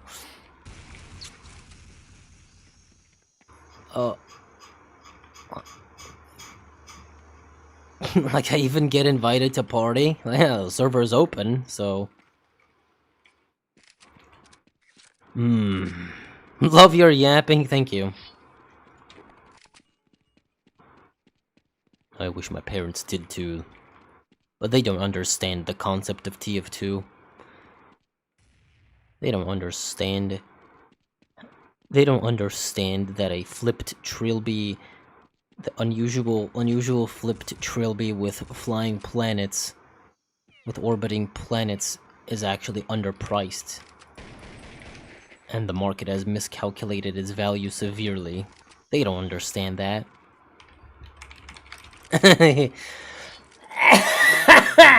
Sorry. I can recognize a man that need a clingy girlfriend that will listen to rambling. I actually don't want that. I don't want a clingy girlfriend. If I were if I were to ask for a girlfriend ever, or a boyfriend ever, and I'm not asking for that at all. I'm fine by myself, romantically. I don't really care. Because I don't have, like, the heart to care for another person, unfortunately. But if I was, I would, you know, from my dumbass perspective, I would probably want somebody that's, independent, that's more independent than me. How about we go, PGL Zone? What is that? That name sounds familiar, but I'm not sure. Oh, I would want the type of partner that's like completely independent. Like, we could not see each other for a month and still be together. Although that's not something that people would realistically want. I don't know why. Okay, can't you just have a relationship where you and the person you love don't have to talk to each other all the time? You could, like, not see or hear of each other for a couple of weeks? Why isn't that how relationships work? Because I've never been in a relationship. I don't exactly know. But, like, is constant communication really that important? Oh, okay, in this map. Every person I've known that's been in a relationship is like, yeah, so half of my free time is taken up by hanging around with my romantic partner. We talk and we do stuff together. Which is like, okay. Does bro not have, like, sound? Okay. But my question is, like, is it mandatory? Do you have to be connected all the time? Oh, I'm very sorry. I severely apologize. I severely apologize for what I have done to you. Did you guys know that this map is actually broken? Wait, hold up. I'm actually going to show you something else. Look. I've gotten banned from servers for doing this on this map. I know a lot of Russian servers play on this map, and I would just break it. I would just go here and do this. See? I've also I've also done this, like, we would plant the bomb there, and I would just drop here and hide with an auto sniper. See how broken this is? Yeah, this map is out there. I don't think you can legitimately go out of bounds from here, I think. But, you know, I'm gonna get lost there. It's not possible to go around the roofs everywhere around the map, but, you know, this part specifically is very broken. Maybe you could go up there. Wait, maybe it is possible. Thanks for reminding me to patch this server site. No problem. You could also patch, like, the Sultan map, like I showed you. Oh. Cool. Unironically, we understand you and love your yapping. It's hard to open and share your opinions to people who don't even want to understand. I mean, that's the thing, though, right? If you're not interested in listening, you know, you'll just not watch. If I was, like, completely dull, but, like, listen, at the end of the day, I don't do this so much so to be entertaining all the time, because I just have to be talking. I do it just because it's just who I am. I'm just do this and yeah. Oh shit. Hold up. I can break this. I can break her. Guys, can we stop doing the whole I can fix her thing? No, oh, okay, that one's actually clipped off. Okay. I have an alternative. I hear somebody. Fuck, I wanted to... Ah. Is he still there? Shit! No, bro, I don't want to fight you. I just want to break the map. He's gone. Okay. No! He's still there. Okay, now he's gone.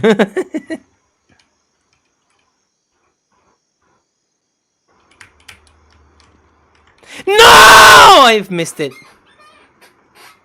I missed it. That was a dumb jump. Yo, what's up? Hello. It's been a long time. What's the server is... Oh, shit. I don't have it pinned in Twitch, I guess. Whatever, here. Here it is, pinned on Twitch. That's just me, though. So, yeah. If I was just sitting here silently or only occasionally reading chat, that would feel very boring. I don't know what's going on with my voice today, but I feel like I can just talk like this, and it feels very soothing. Don't you just wish this is how I sounded on the regular? Doesn't it sound more manly instead of people comparing me to the fucking what show? Anyway. Yeah, I was just on Twitch and the stream's behind by a few seconds. Yeah, I know. It's just how Twitch works. Ow! Why did I have to spawn here? I hate the Alexandra. Can I go break the map? I want to go break the map. I want to go places. Places beyond human comprehension. Okay. Maybe I should pick up that op. No. I'm just gonna harass people. No! Okay. You wanna play that game? You wanna play that game, sir? Alright. Fine. Oh, he's dead, okay. Uh-oh. Fuck.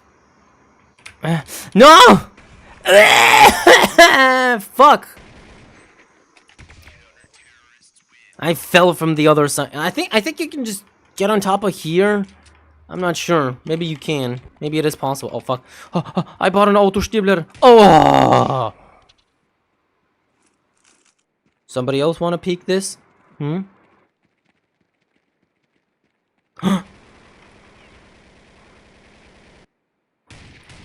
Oh.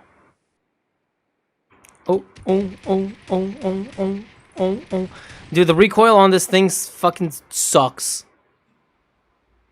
Peek again, bozo. Bet you won't. Also, alternatively, you can also... you can just throw nades into T-spawn. Oh, I bought this by accident. Did you improve it? What? Do you mean if I hit puberty? Because no, the answer is no on that. No, go ahead, peek this. Oh.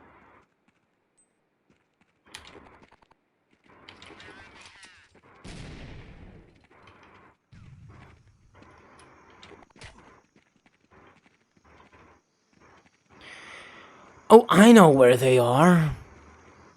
I can hear their footsteps. Look at this. Oh. Shitty recoil. That's what I blame.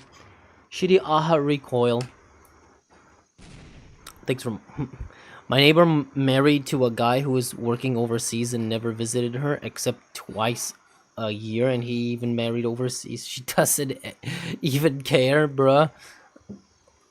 Yeah, but that's like long-distance relationships. Those can always be iffy with how they work. I'm talking somebody who... You have the availability to meet, but you don't. What show? Yes. He's got like... The What Show. Literally, that's the name of his channel. The What Show. He makes like TF2 content and stuff, and... Peek again, just please, just a quick little shoulder.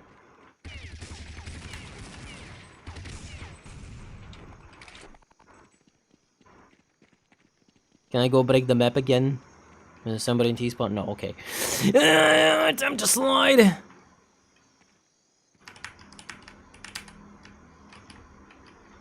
Okay. No, this here is clipped somehow. Somehow that there is clipped. But so many other things are not clipped. No, bro! Why? Because I think I can just run up here and get up there. Server's in here under... Yeah. I don't want to fix her, I want her to fix me. Yes. But I also think we should do... A reversal. Instead of I can fix her, we need an I can break her. Get a girl that's perfectly fine and just break her. That sounds awful. Yeah, I know. Oh, you just started? I'm sorry. I can be good if I want to, but mainly I just want to do this. I met someone yesterday on a YouTube comment who really hates CS 1.6. The only reason because was buying ammo every round is annoying. Bro, how did I miss that? How did I miss it again? I'm not this bad, I swear. Well, that person has to be like 12, I don't know. Ain't no way that's a real person, a real adult that doesn't like a video game because he has to buy ammo. He knew what we were up to. What server is this? It's just Chow's server. You know, that guy who's a mod in chat. He has a whole litany of servers. All based in France, if that's what you want to know. So if you're in Europe, welcome. If you're close to Europe, welcome. If you're far away from Europe, well, you're also welcome, but you're gonna have high ping, just so you know.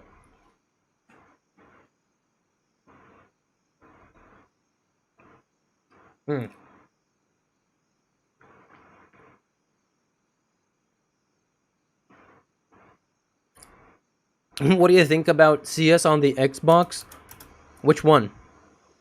Do you mean on the Xbox CS:GO on the 360, or do you mean Condition Zero on the OG Xbox? The Xbox.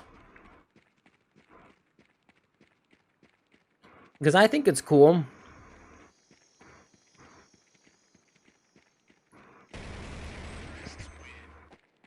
I already broke my teacher last year, like every day with a friend. We talked to them during classes, said a lot of dark jokes. He was a saint, ended up doing as much dark humor as us.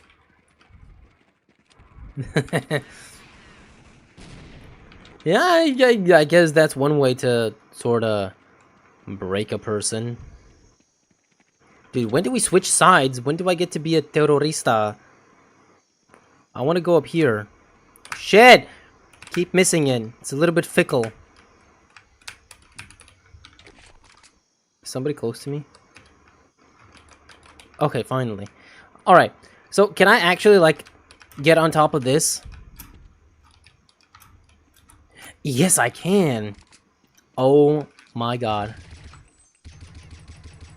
Oh my god. The most broken map in the universe. Look at this. I know where the other guys. I heard his steps. He's not gonna know what hit him at all.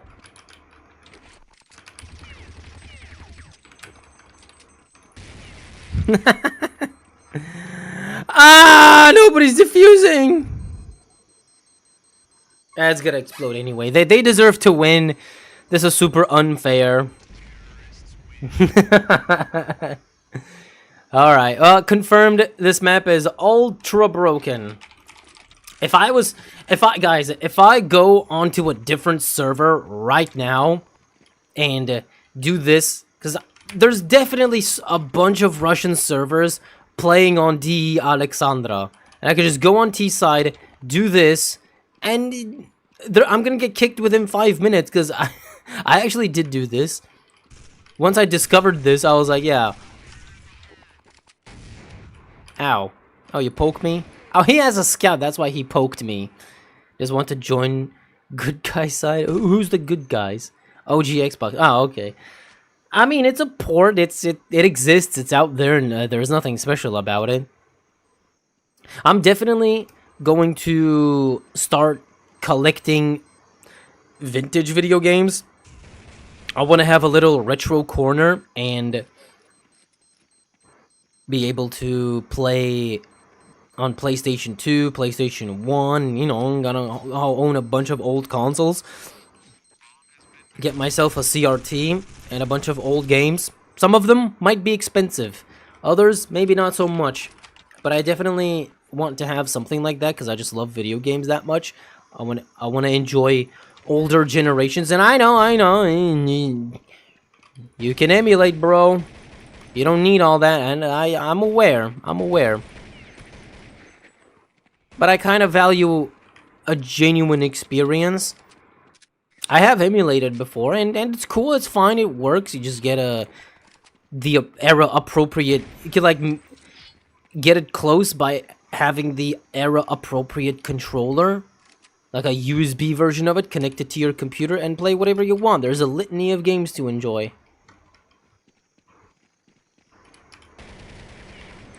Yeah, maybe I shouldn't be doing this anymore. Guys, should I go and look up a server playing DE Alexandra and actually see if I can do this and how fast I'm gonna get kicked? Just, just to show you. Okay, no, right, I'm not gonna be doing this anymore. So, how old are you, by the way? 28. I don't care about all this unk status type shit, or old, or whatever. I'm 28, I don't care.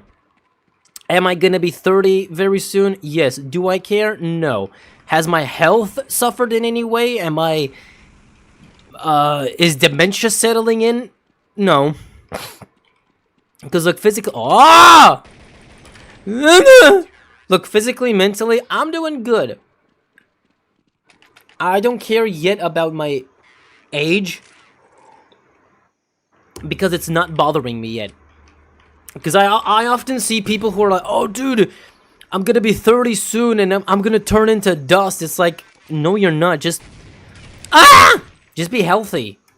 Why the fuck y'all think you're gonna be like a geriatric grandpa when you're 30? And I know people joke about this kind of stuff.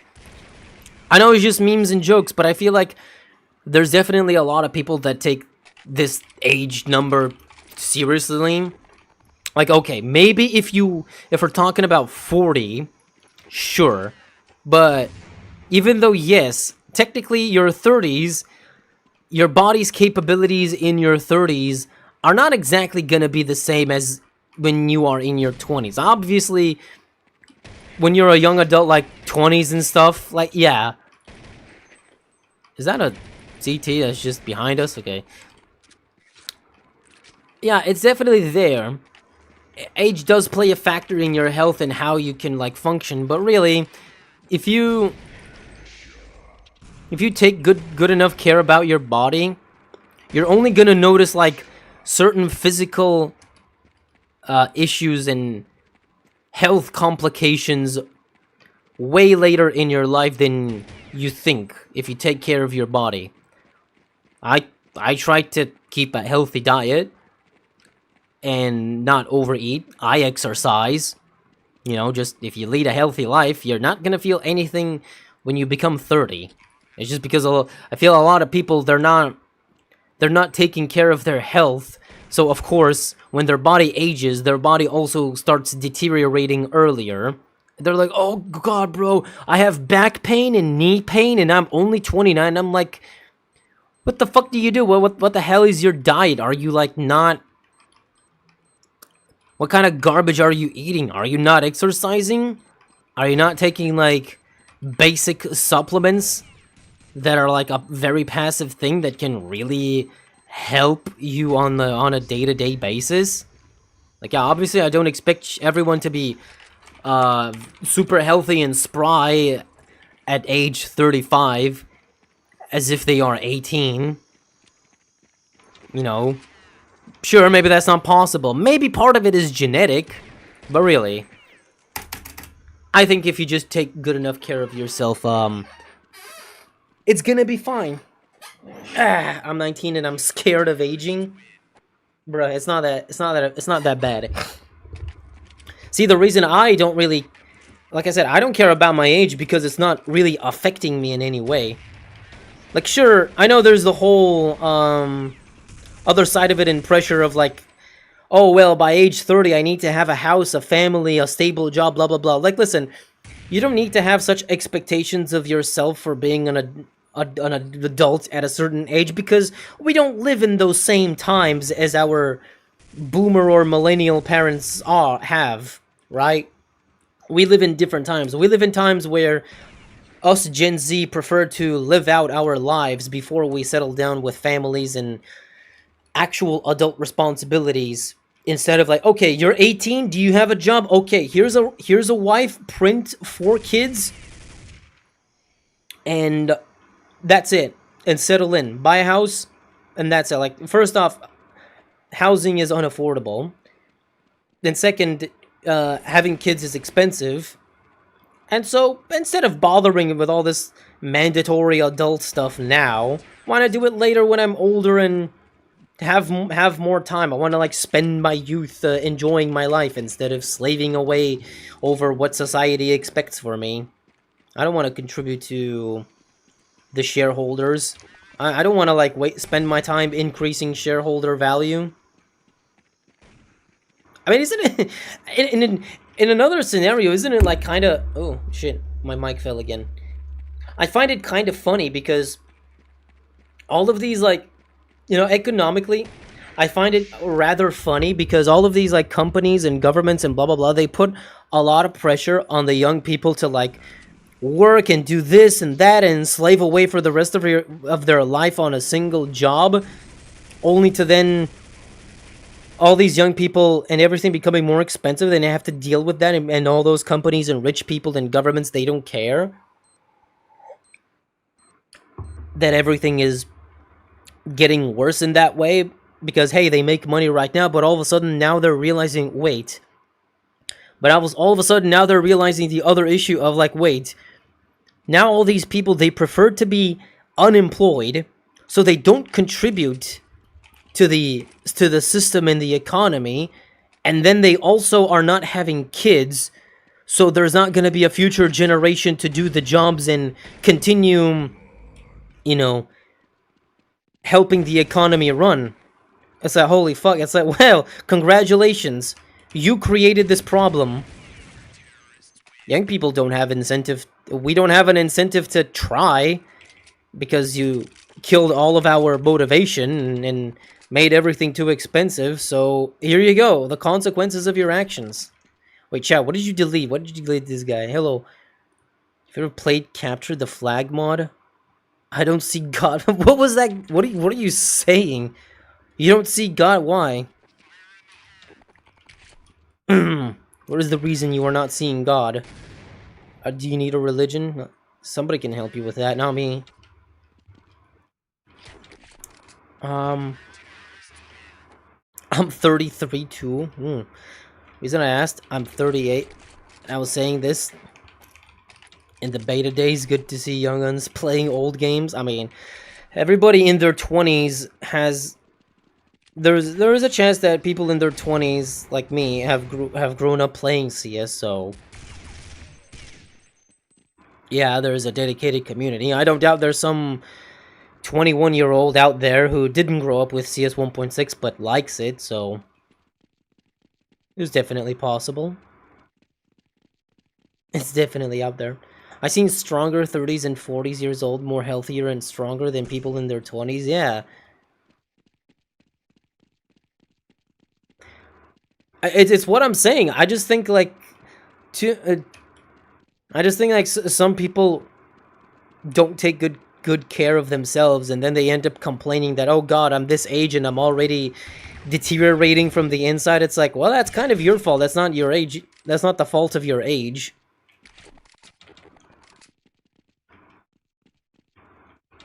Like, come the fuck on. Chow, you're 33. I'm kind of happy to see I can still achieve 40% tracking in arena FPSs. Personally, I haven't really seen the effects of, like, age...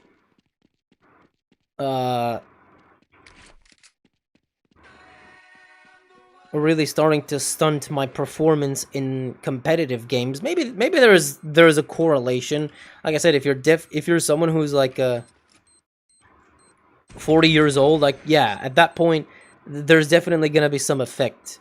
Your age on your reaction speed and everything. Maybe at age 40, but in your 30s, I'm pretty sure there are esports professionals in their 30s, right? Like Zeus retired very recently, and he's like 35. But up until recently, he was still playing Pro CS. I mean, I guess that's kind of part of like why we call them esports and athletes, cyber athletes.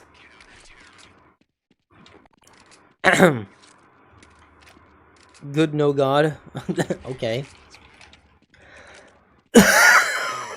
sorry. I'm that 21-year-old. Bruh. I'm 19 and I play Pussy because it's good and has a good vibe.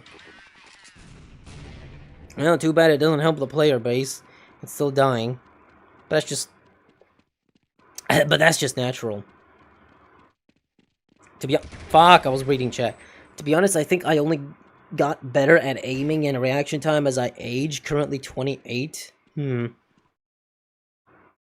28 is not too late. I don't know. I haven't really try-harded in CS to, like, know for myself personally. But then again, I've always been rather casual with competitive games. I'm not really one to really sit down and put hundreds of hours into CS just to get global elite on a map or 30k on Premiere. I just kind of like to have fun and mess around. I've always been casual with it. Fuck.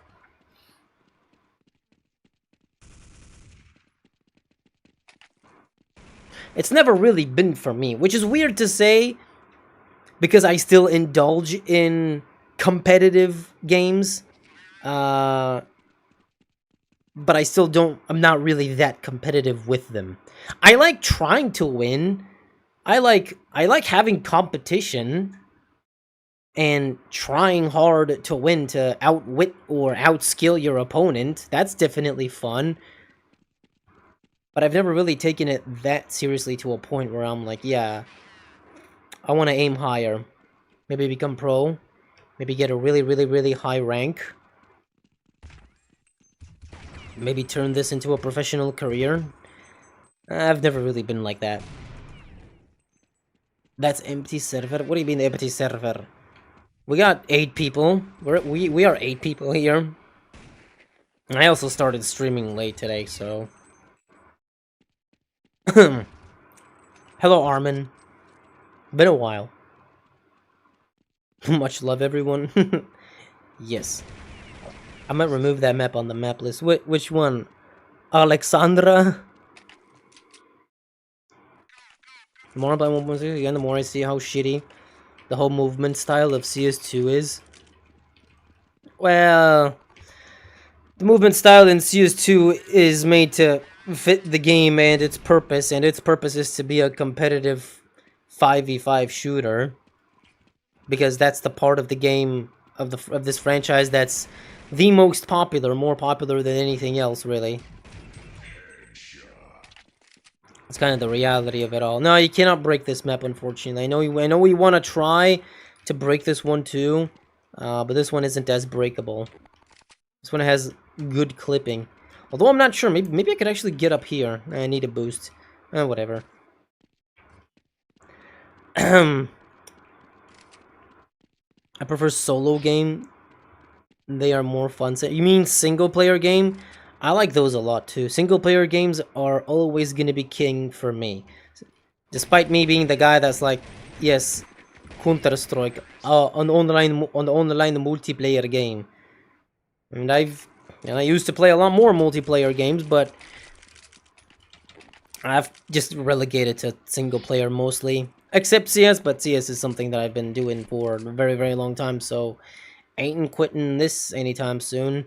It was very easy for me to quit Overwatch, because Overwatch started sucking a lot. But I got a lot of years worth of gameplay from it. Ah!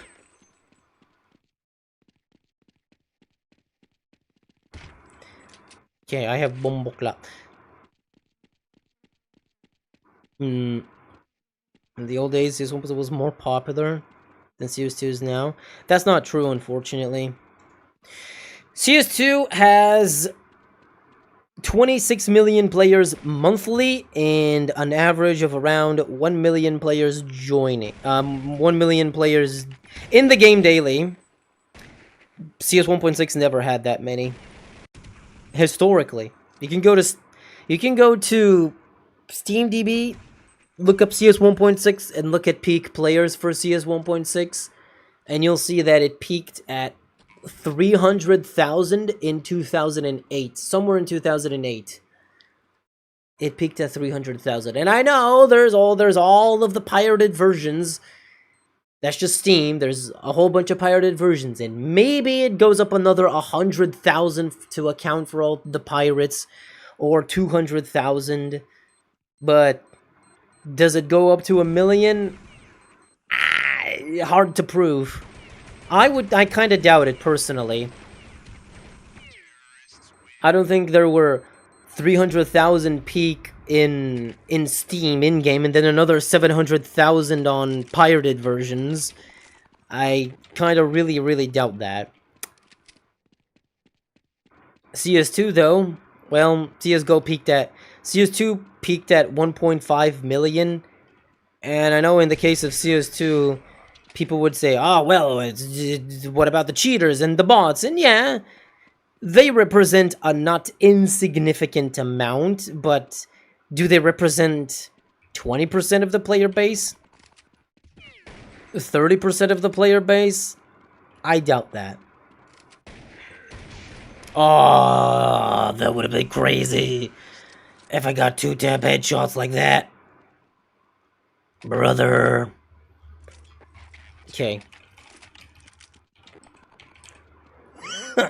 We should get more story-driven single-player FPS games like back in the days. We do, though.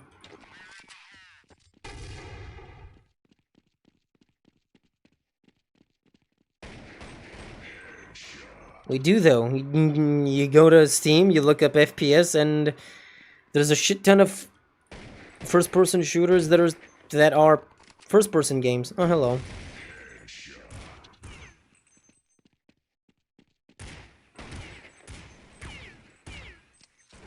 Oh, okay. There's tons of cool first-person indie games coming out, especially boomer shooters. Especially those types of games.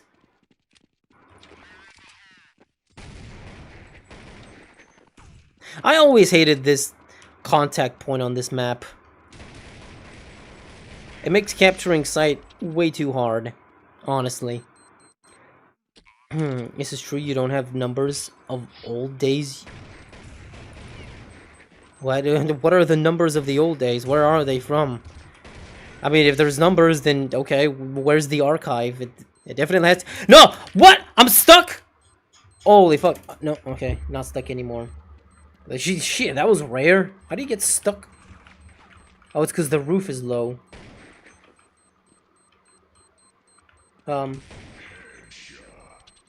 Was there one more? Hey, it was one more! Don't talk about Steam, I talk about non-Steam servers. Well, sure. We still don't know how many there are. Were there a lot? Yes. Were there like millions? Oh, hardly. I don't believe it.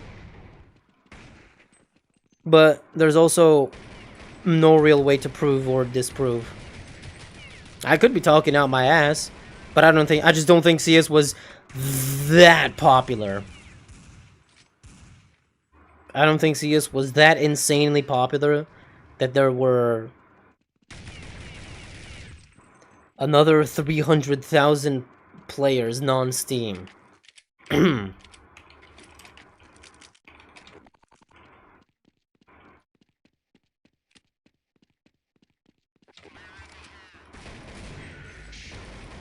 Oh, fuck, you pistoled me. Yeah, could you please not use caps lock? Like, you don't have to use caps lock. What about CS Source? According to SteamDB, CS Source peaked at 100 and something thousand in 2009, 2010. 1/3 of CS 1.6. It was never really as popular as 1.6. obviously why.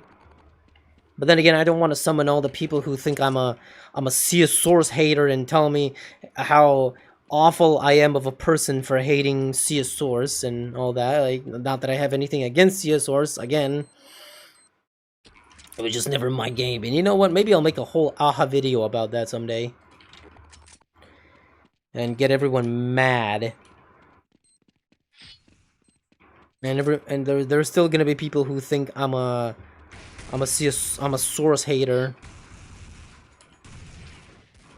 Oh, hello. Look, I only wanted to do this. I wanted to see...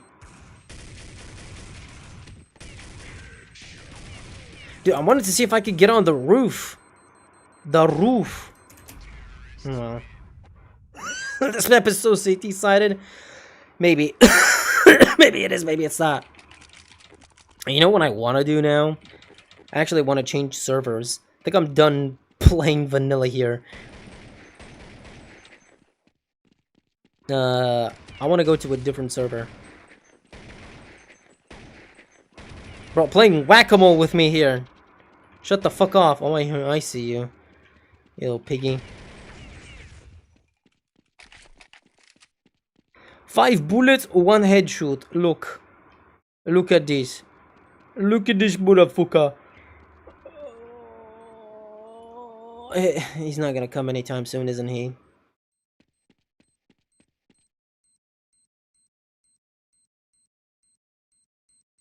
Hmm?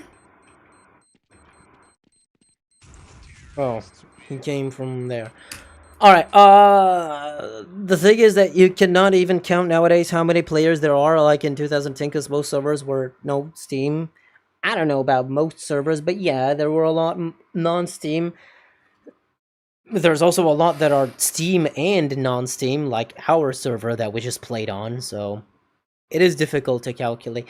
The only way to possibly calculate is to take every single server into account and how many people there are in them, but then again, like, in that case, how are you gonna calculate?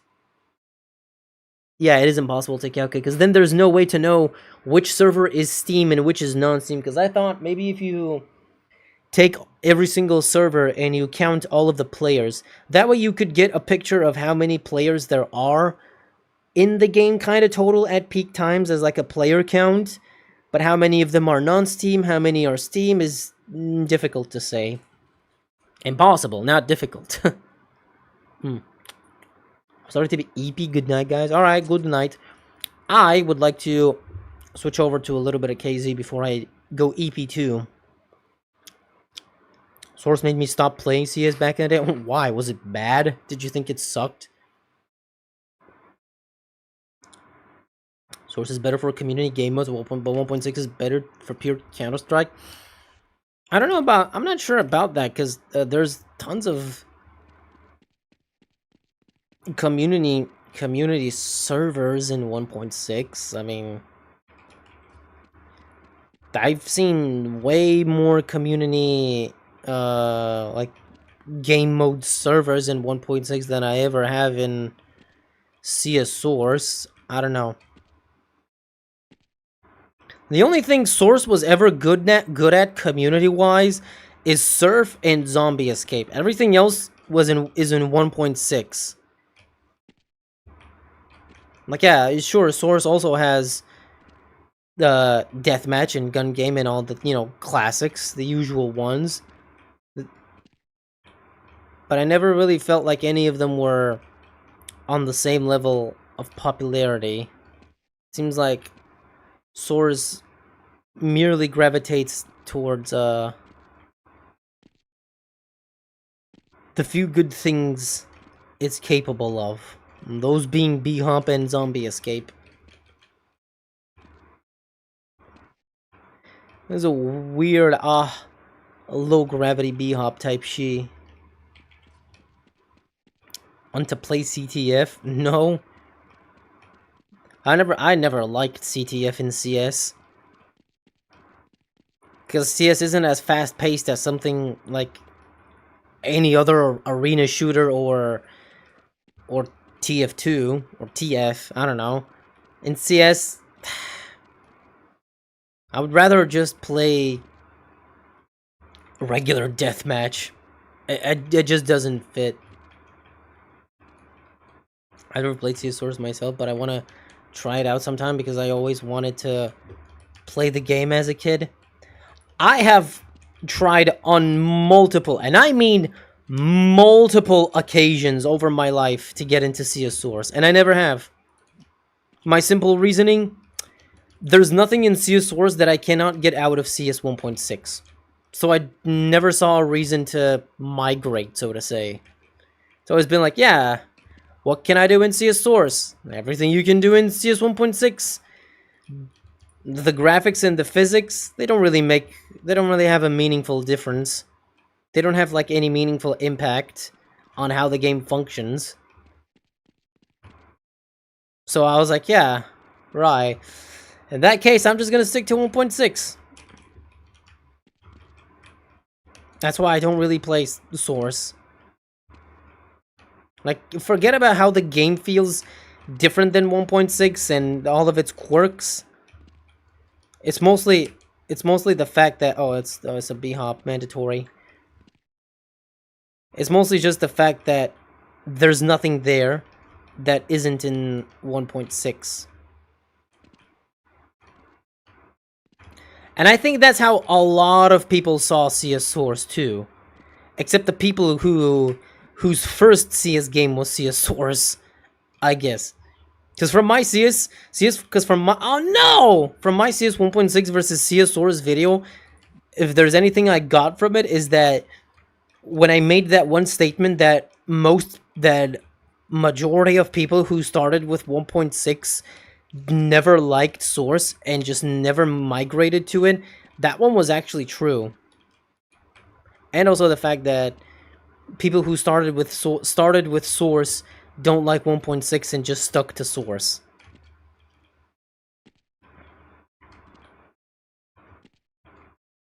That one really turned out to be true, coincidentally. I wasn't like entirely certain of it, but it turns out, yeah, that's exactly how it is. Well, at least according to my comment section on that video.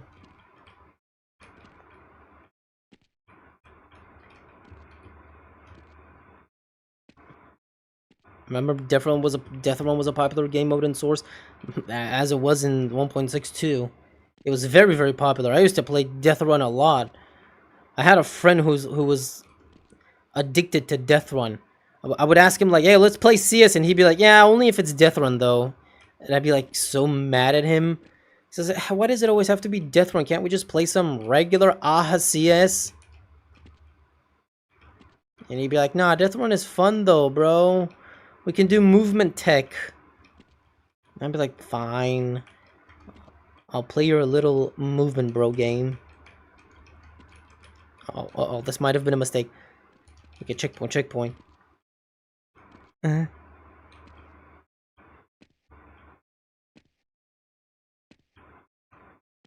Hold up, let me lock in for this one real quick. Oh, I almost missed it. I almost missed the last block. Okay. I've beaten this map before, so I know the ending is very soon. When face reveal, can you show me your butt cheeks? Maybe I'll send you a private pic.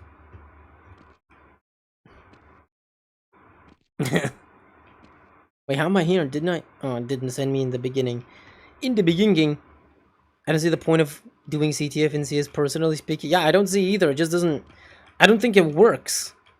The design of the maps isn't like it is in TF or arena shooters.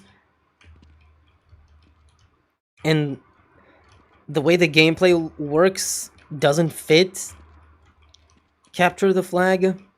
It's just not as fast paced. So it's not as interesting. I was never really a fan of it. Because we're just sitting there in spawn camping and nothing happening most of the time. Or just sitting around and shooting each other endlessly. Like, might as well make it more interesting by, I never started my timer? Oh god. What the fuck? I never realized I started my timer. Or did I? Wait. Oh. Oh, I did. Okay, yeah. Hey, I did it a minute faster than before. Um, I'll drop a little art. Mm. Yeah, there's a point as you have flags and you have tactics to cap. Nobody follows the tactics though. Nobody cares. People are just hunting for frags. Every time I've played CTF in 1.6, everyone just cares about getting frags. Nobody really cares about actually capturing the damn thing. Hey, look, Valve. So, why not just play deathmatch if we're just gonna chase frags? And like I said, capturing the flag itself is like basically impossible due to the flag itself being in a spot where it's always gonna be surrounded by a gazillion people. Well, that room is like painted dark. It's not dark because of no lighting. Okay. Well, this map was cool and fun as a quickie. Yeah, were minigames popular in 1.6? I think there are servers, but not really that popular. Minigames is one game mode that was particular to CSource. Not really much of a thing in 1.6. CSource have the most tryhards players, even more than any game. I don't think so. If there's more tryhards, why was the CSource pro scene way smaller than 1.6? Riddle me that. Like, if people try hard more in Source, like, why did all of the pros not like CS Source and stuck to 1.6? Well, not all of the pros, but most of them. Like, all of your Neos and Robans and your Zeuses and your Get Rights and your Forest and your Markelovs. Why did they all stick to 1.6 until its demise professionally when CSGO came out? None of them moved on. Maybe that's your perspective as from playing it professionally, but I think the pro scene of 1.6 has something else to say. Because if there's that many tryhards and swords, then it definitely would have reflected professionally somehow. I don't know. It just sounds natural to me. Just also in 1.6 debate is like Pepsi and Coca-Cola.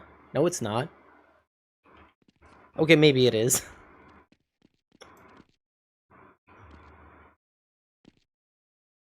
Except that one is Coca-Cola and the other is new Coca-Cola. Like, come on.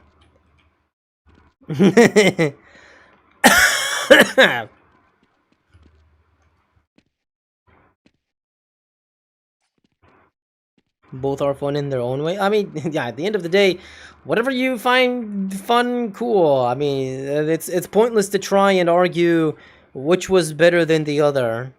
I definitely don't think like that, because but my opinion is just that my personal opinion is that CS Source to me is disappointing because it could have been a sequel to CS, but instead we got a remake. Like, why? Well, the answer is very simple. Why? Valve were facing many issues with their company. They weren't the billion-dollar conglomerate that they are today. They had many things to deal with, like a lawsuit from Vivendi. They had to deal with working on Half-Life 2 and meeting expectations, creating the source engine and all that. But at the same time, they did put in the time and effort to make a proper sequel to Team Fortress. Because, like, besides working on Half-Life 2, all of their other IPs at the time that they owed, which besides Half-Life were mods that they bought, like CS, Team Fortress, and Day of Defeat. And they decided for Team Fortress to scrap the previous project and make a proper sequel, take their time with it, and eventually they released TF2, and it was amazing. Day of Defeat got a... Actually, I don't know much about Day of Defeat Source compared to the original Day of Defeat, but Maybe it's just a remake in the Source engine. Maybe it's a proper sequel. I feel like it was more so of a proper sequel. Or maybe it is just Dave Defeat, but in Source. I don't know exactly, but it is disappointing to me that instead of making a sequel, they just remade the original game. Like, it could have been so much more than just here's CS but better graphics. Uh-huh. Cool. Now I don't have a reason to move on to this new CS but cool graphics. Because beyond the 150, 60, or 150 out, how much time do I have in? Wait, how much time do I have in goddamn CS Source here on Steam? Because before purchasing, I have 168 hours into it. Yeah, if I remove that, I probably have another 100, 200 hours before I got it on Steam total in CS Source, and I never managed to get into it. But yeah, I understand it was kind of the circumstances because they were busy with so many things and it was uncertain, it was difficult to make it happen, and they couldn't just offload the development to another company because when they did, that with CS Condition Zero was, you know, very iffy, the whole development cycle, which turned out to be a statistically subpar product. But I think if they just took their time with it, we could have gotten a proper CS sequel. Could have been way more than what we got. And I know to CS Source fans, it doesn't matter because, well, CS Source is still fun. Yeah, I don't doubt that. I'm not shitting on your fun.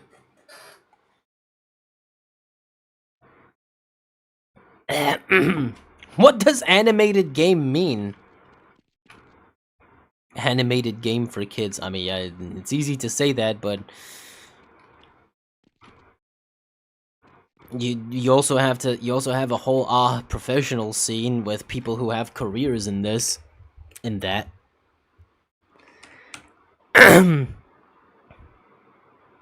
But CS2's art style is very, very intentional. I actually like CS2's art style because the original CS:GO art style was just this gritty, military-esque Call of Duty looking ass kind of art style, which was very ugh.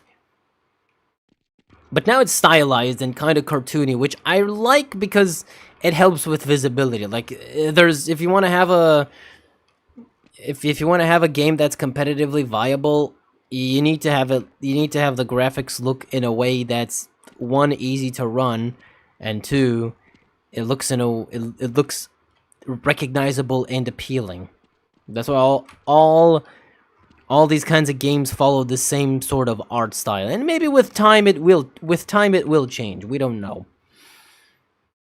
CS Source was more of a tech demo for the Source engine than a sequel to CS. Yeah, I mean, that's kind of a misconception people have about CS Source. Like, it's not a sequel. There's nothing about it that says sequel. It's literally just a remake of the OG CS in the Source engine. Nothing else to it. And I find that to be very, very disappointing. Because we could have gotten CSGO way earlier. CSGO is a proper sequel. It's still in the Source engine too. And it's a proper sequel. It's a live service CS game with updates and content and blah blah blah. Okay, that's proper. But, you know, we could have had that in CS Source. And you know, even when CS Source released in the way it did as just a remake, okay, that is fine in of itself. There's nothing wrong with that. But they had the opportunity to update the game. Like, what if they just implemented changed content and updates and changes and evolved the franchise forward? They could have done that, but they didn't. All they did was make a few adjustments to the game. They tried a few things. They scrapped a whole bunch of things through all of the leaked files we have of scrapped game modes and maps. They never really committed to the game. And I kind of get why, because I also kind of get why, because at the time, in the mid to late 2000s, because after Half-Life 2 released, Valve were still rather busy with working on the Half-Life 2 episodes, working on new and interesting projects like Left 4 Dead and Portal. Like there was just so much going on at Valve that I guess they deprioritized CS for the time being. Otherwise, I feel like if that's all they had going on, maybe CSORS could have gotten more updates and more love, but it didn't. They were still not as big of a company, and they just shifted priorities into working on new things. Portal, Left 4 Dead, Steam, episodes for Half-Life 2, all that jazz.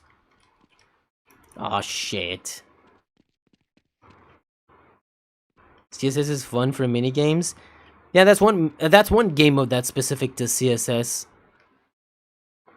I got 5K on CSS. I got older, man.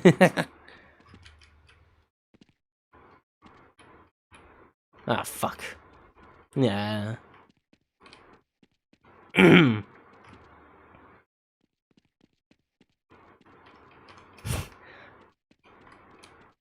not just a comic like I don't like the indirect controls. What does indirect controls mean though?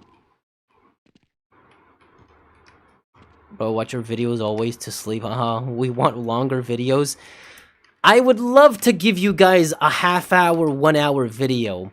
I know that's something really cool, but it's such a huge endeavor to make a video like that because I don't work YouTube isn't my full-time job.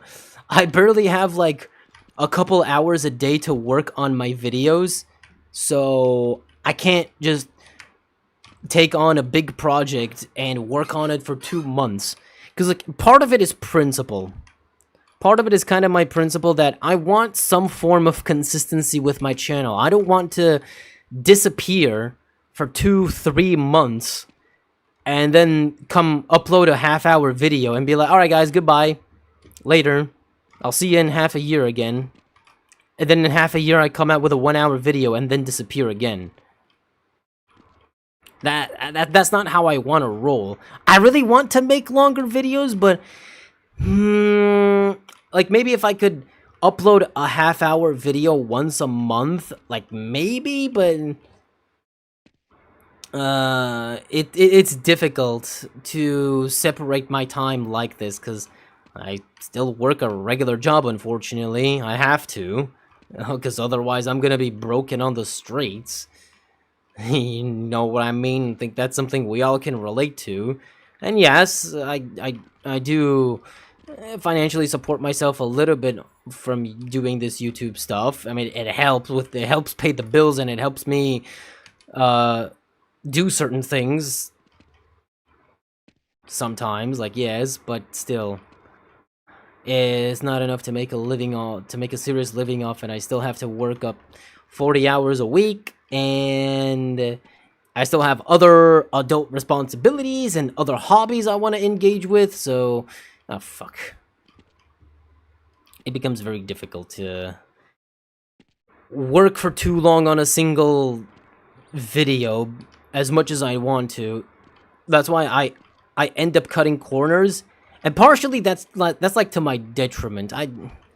Because my last video, oh fuck, because a good example is my last video.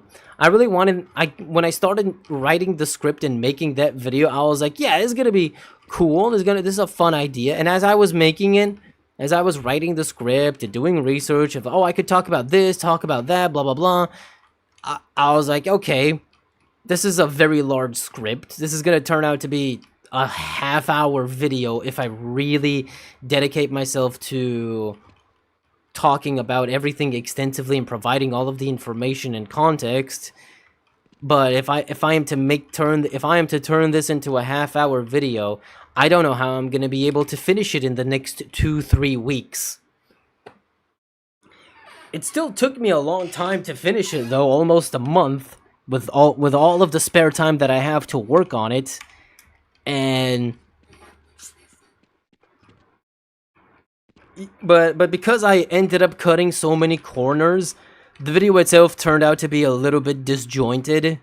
a little bit all over the place and kind of lacking enough information on certain areas, but that is, again, because I cut a lot of corners when making it, and yeah, that is kind of to the video's detriment, but I still wanted to try and experiment with something. Maybe in the future, I'll simply provide a longer, comprehensive video instead of trying to condense everything and in the process missing out on information that otherwise could have been elaborated on. I don't know. I'm still kind of figuring it out. I want to try stuff. I want to experiment with things as we march into the future. You're still going to see regular CS videos. I mean, at the moment, I do have like a sponsor obligation and stuff, so for the foreseeable future, do expect CS videos. The regular CS videos that are just on more simple, comprehensive topics. So yeah, but I may get into making longer videos and turning into a 1 month uploader kind of guy. I'll see how that works. I'm interested in trying, but I still don't want to take too long with a singular upload. CSGO was supposed to be CS getting into the console market. Originally, yes, it was supposed to be a port of CS Source onto consoles, because consoles were becoming very popular. Very normie-esque, so... Remember that if you need anything regarding retro games? Okay. Can I have your copy of Pocky and Rocky? I'm kidding.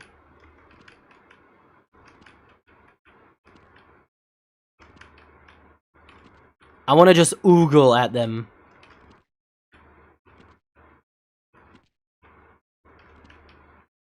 That reminds me, I should buy Pocky and Rocky reshrined for my Nintendo Switch.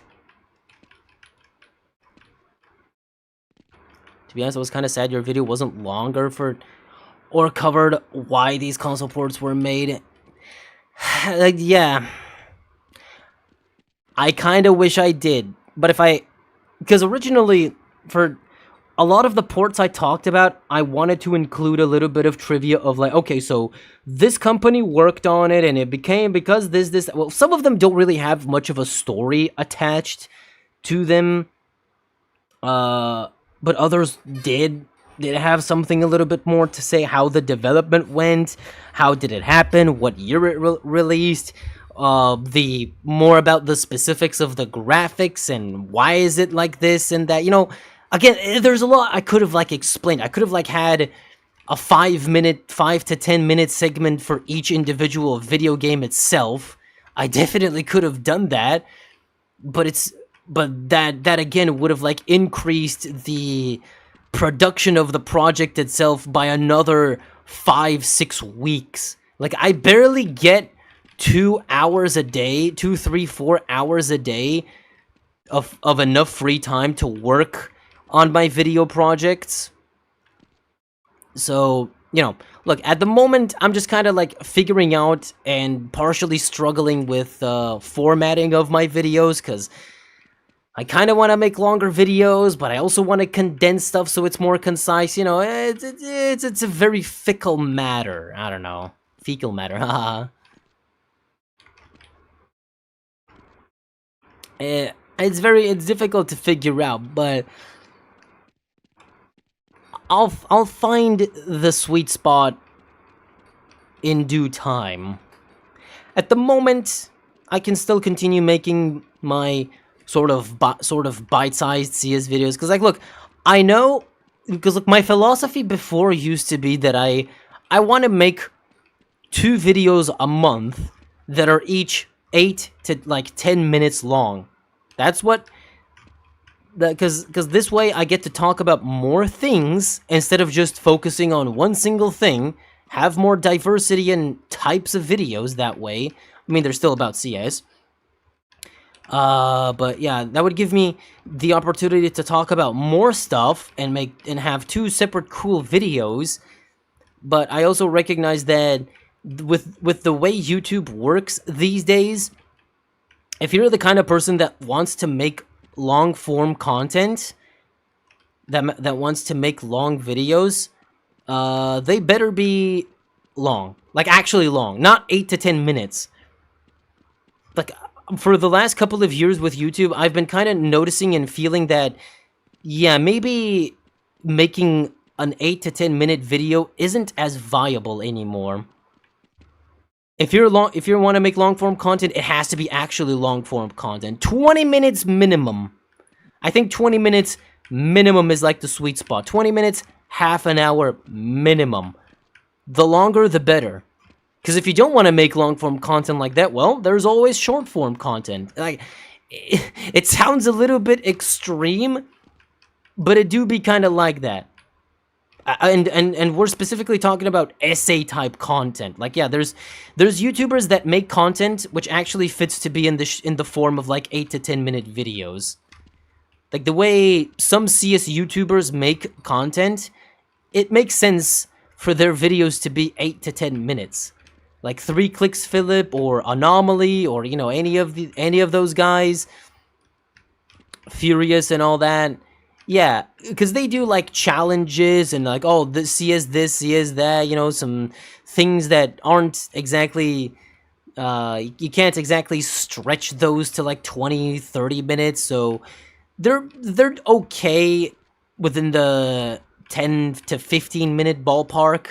Meanwhile, if you're someone like me who is an essayist, like, yeah, you better start fucking making 20 to 30 minute videos, because these like 10-minute bite-sized bits are not enough to satiate the audience's desire for information.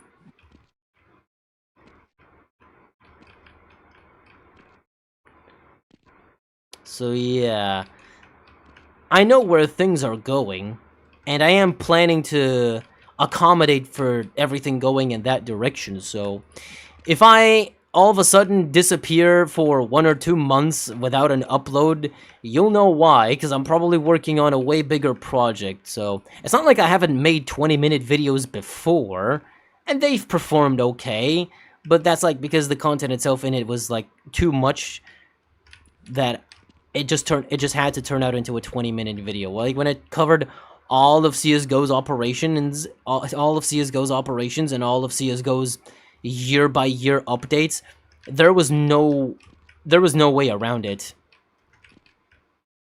I mean, actually, I could have even gone further with the CSGO updates video and had a half-hour video or a 40-minute video, but again, time constraints. And me wanting to have a more consistent upload schedule. Because part of my philosophy is that, okay, if I make a 10-minute video and it gets 10k views, okay, and then I make another 10-minute video and it also gets 10k views, alright, cool, that's 20k views. But if I make a half-hour video or one 20-minute video and it gets 10k views, that's like, not really worth it. Partially, that's another reason. But like, maybe you could say, well, because now it's a 20-minute video, now it could get 20k views, and I understand that possibility. I'm just not entirely certain if it can work like that. But I'll see. I have tons of ideas. Rest assured, whatever happens to my channel view-wise, I don't have any plans of quitting anytime soon. Making videos is just way too fun to just chase trends or relegate my content into one specific format. But I want to experiment with things, and I'm not the kind of person who would delete a project or restart a project, because that's like wasted time. I would rather finish a project, even if it's good or not, and experiment, like put it out there for the public, see how everyone reacts, and maybe learn something from that, rather than not do it and never know what could have happened. The Phantom, exterior like fish eggs. Yes, I listen to your videos while I'm at work, dog. They come in clutch. What if you listen to my streams? All the VODs are there too if you want more, I guess, content. Also, Reshrined is awesome. A bit too short in my opinion, but it's an excellent remake of the game. Yeah, wasn't it also like 20 bucks? Wasn't it like 20, 30 euro? It was like cheap. On the cheap. Especially your voice sounds professional for narrating. Thank you. Can branch out and include other gold source and source games? Maybe. But the thing is, I want to tell stories. And finding a good story to tell isn't easy. Like, that's the problem. Making an essay and telling a story isn't exactly easy because, like, what exactly do you talk about? I'm not, see, one of my problems is I'm not, like, too into, like, the source engine community. I'm not too into, like, sorry. I'm not really into, like, Gary's Mod and all that to, like, provide... to, like, know where to look for stories and cool things to talk about. I just want to make videos that are related to gaming in general. I have certain quirky topics. But I also have some other gold source related stuff in CS 1.6 that I still want to do. But yeah, source, since I'm not really into that community, it's kind of difficult to find stories and content. Like, I have to first begin searching, and I have to manage to find, you know, it sounds like it makes me feel like I'm gonna be forcing myself to find something just for the sake of content. And I'm not really about all that. I don't want to chase the content and the views. I want, like, the content to come into my hands, to come into the palm of my hands. I want to, like, stumble upon something, think that it's really cool, and then say to myself, wait, this could be a really cool video. Like when I made a video about firearms. See, I love the firearms video. And nobody has really ever talked about firearms, which is weird, but... yeah, you don't really ever come across many of those kinds of things. And, like, stories full of, like, development and drama. Speaking of Gooseman, when interview 2, I actually don't want to do another interview with him. I want to do, like, a going down memory lane with him. Chow, what can we have, like, a server for every beta version of CS? Yeah, that's gonna involve you, bro.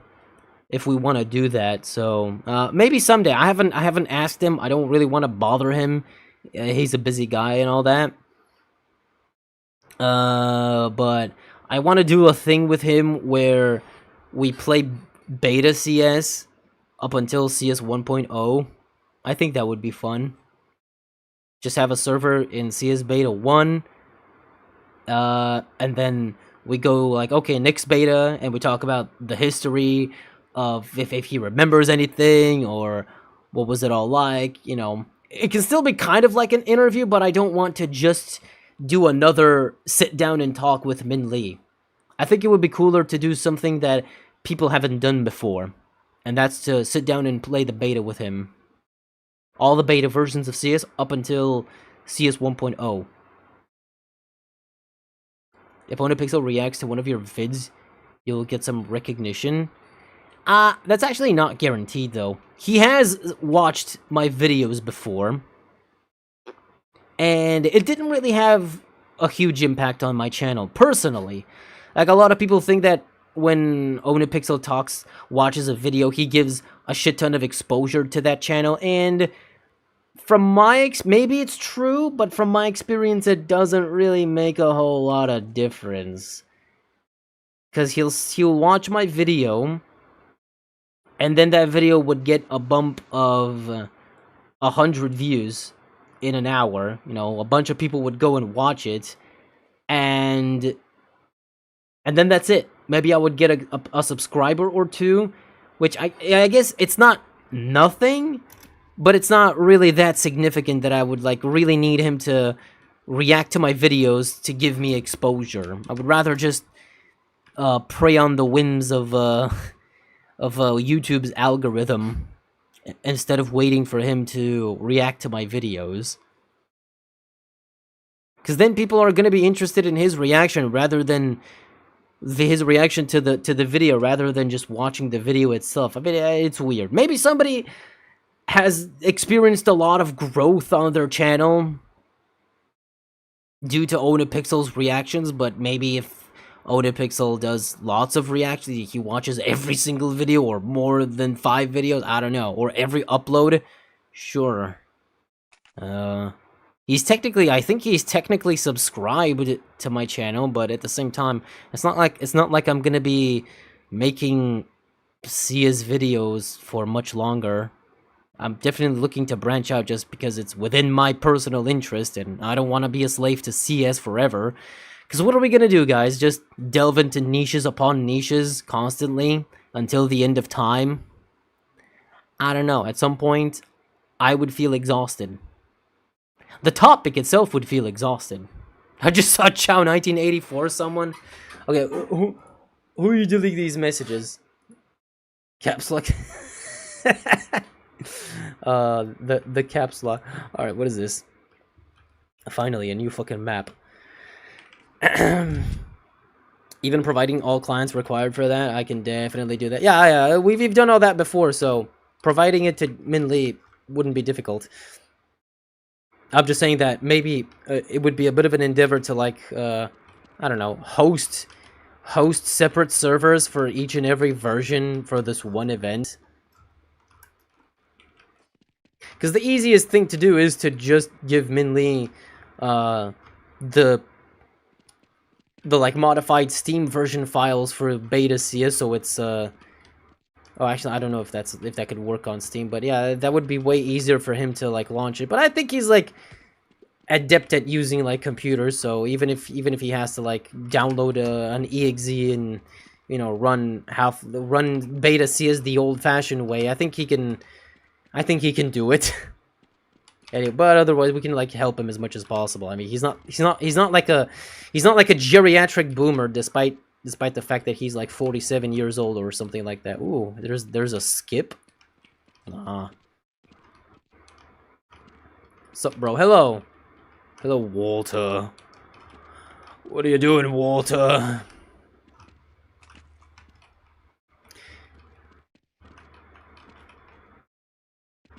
If you cooked the meth and done your job, we all would be fine right now. But no, you just had to blow it up. You and your ego and your pride. That could be too dope, yeah.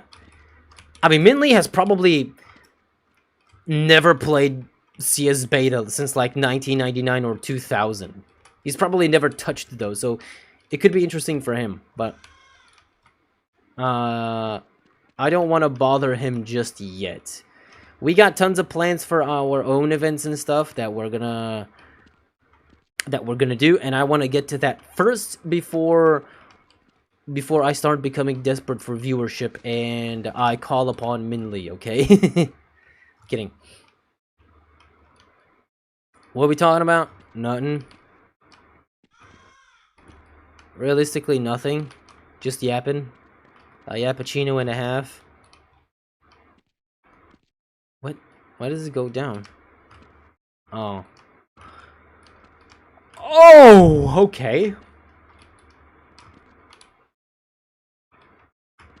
See us stuck with you, it's gonna be weird when you switch content a little bit. Yeah, I know it's gonna be a weird transition because definitely a good portion, I would say, even majority of my viewers, they kind of like subscribe to this channel because, hey, he makes CS content. I want CS content, and then one day it's like, oh, no more CS content. Unsubscribe. Unsubscribe. Fuck. But I'm willing to go through that because my CS topics are becoming exhausted, really. I'm not like some sort of revolutionary that just has this unwavering dedication and love for CS 1.6 that I can just sit here and produce content until the end of time.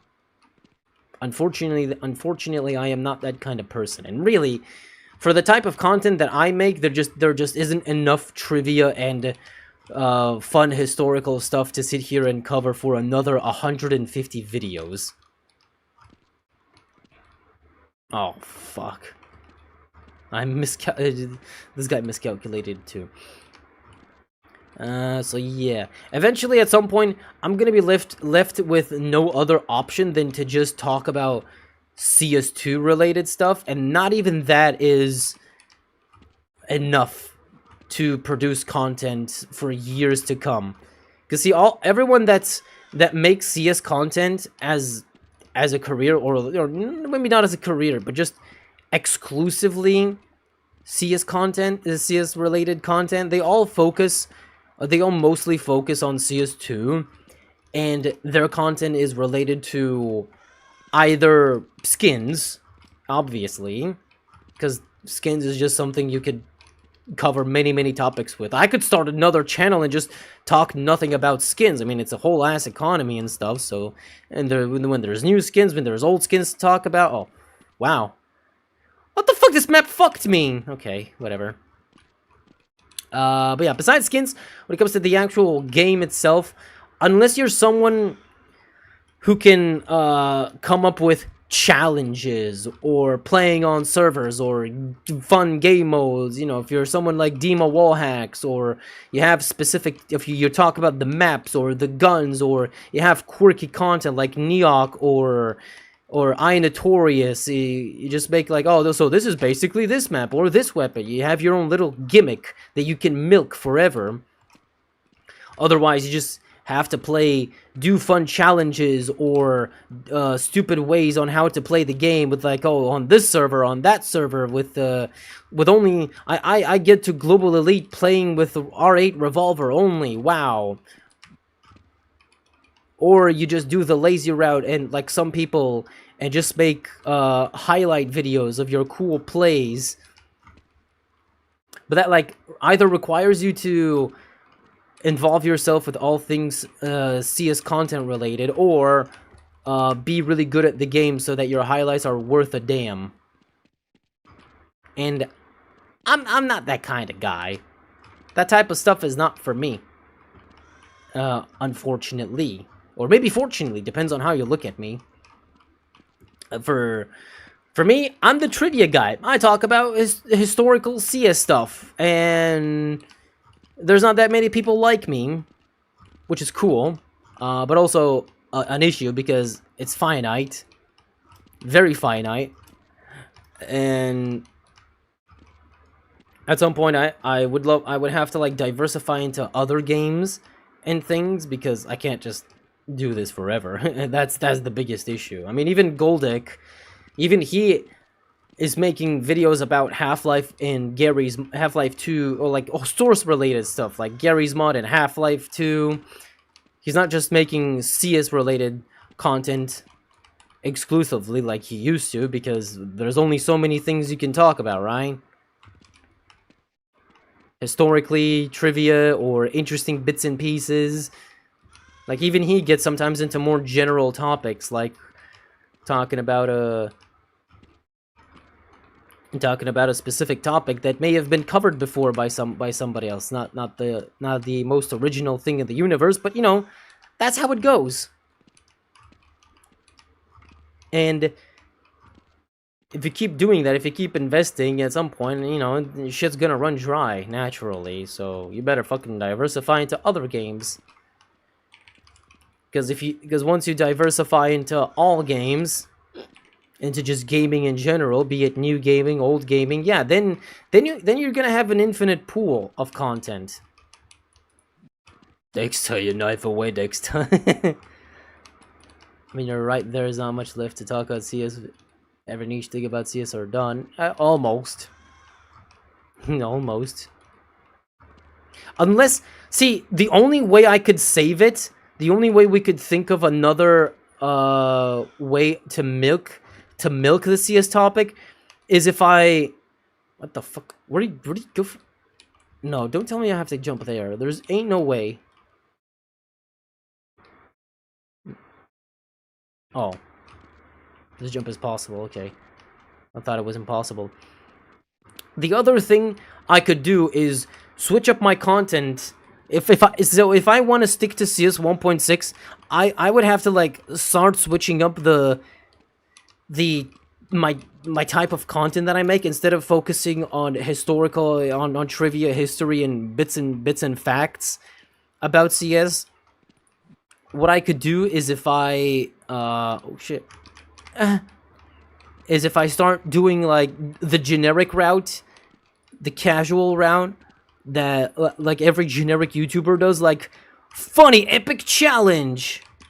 Like, hey guys, today in CS 1.6, I'm gonna be looking for the weirdest servers ever. Or like, epic CS 1.6 trolling montage. Guys, I'm gonna go into CS 1.6 servers, I'll roleplay as a girl and see everyone's reaction. Let's get into it. You guys know that, like, that normie gamer channel that does epic trolling, epic challenges, and epic pranks? Or like, I found this really cool secret that nobody knows, you know, clickbait type shit.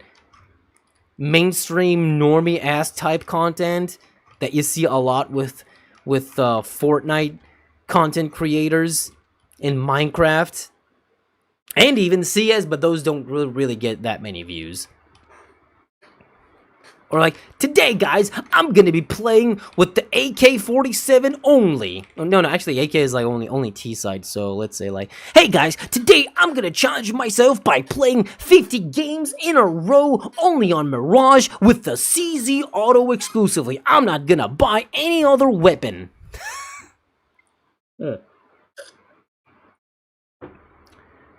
Demo content is fun. Sadly, it's only doing it the very same thing very recently. It's getting seriously tiring. Well, maybe for you, but it does seem like his content is going very strong, and actually he seems like to have shifted away from his main channel and just doing fun stuff as a streamer, and then condensing that into highlights, which, I mean, he basically struck gold, because this way he invests his time and money into producing, into creating these kinds of events and gimmicks to play CS, either with like pros or maps and stuff. I mean, it's unique to him, at least. It's not generic. I would say the way he does things is very, very creative.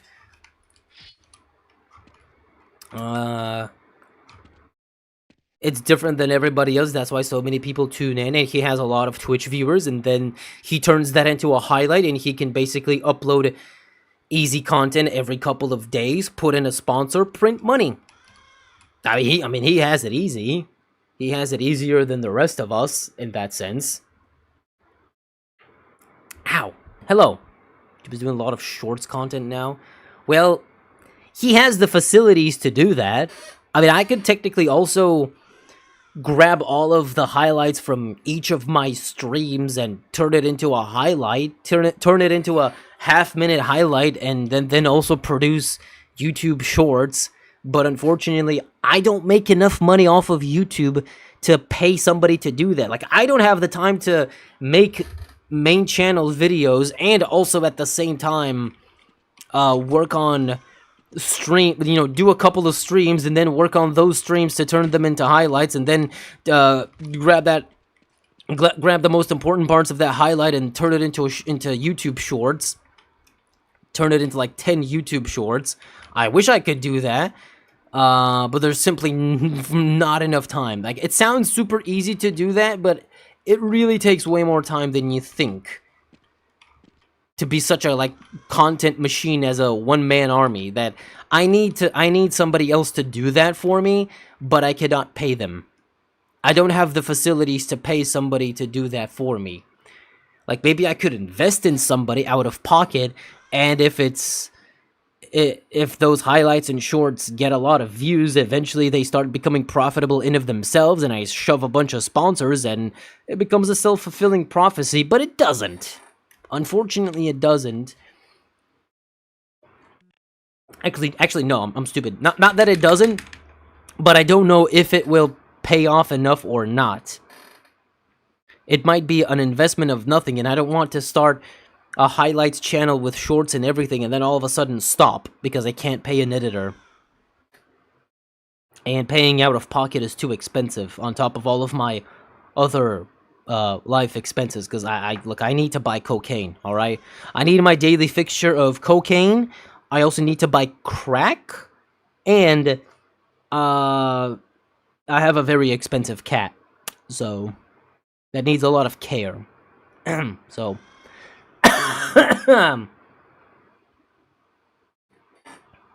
speaking about CS2 hackers, I kid you not, yesterday the whole enemy team were cheating and spamming cheat site in the chat.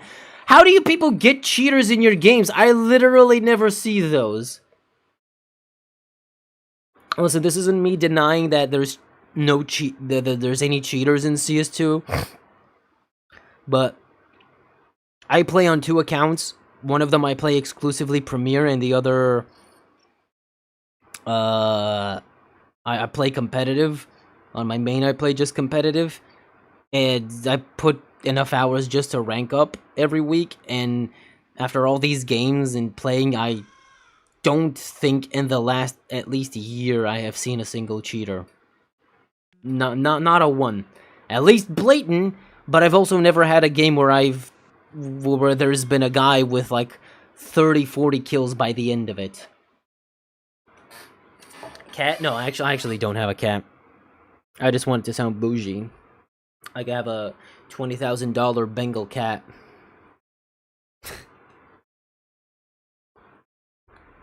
It's very hard to pay off, especially if you don't use other social medias for that.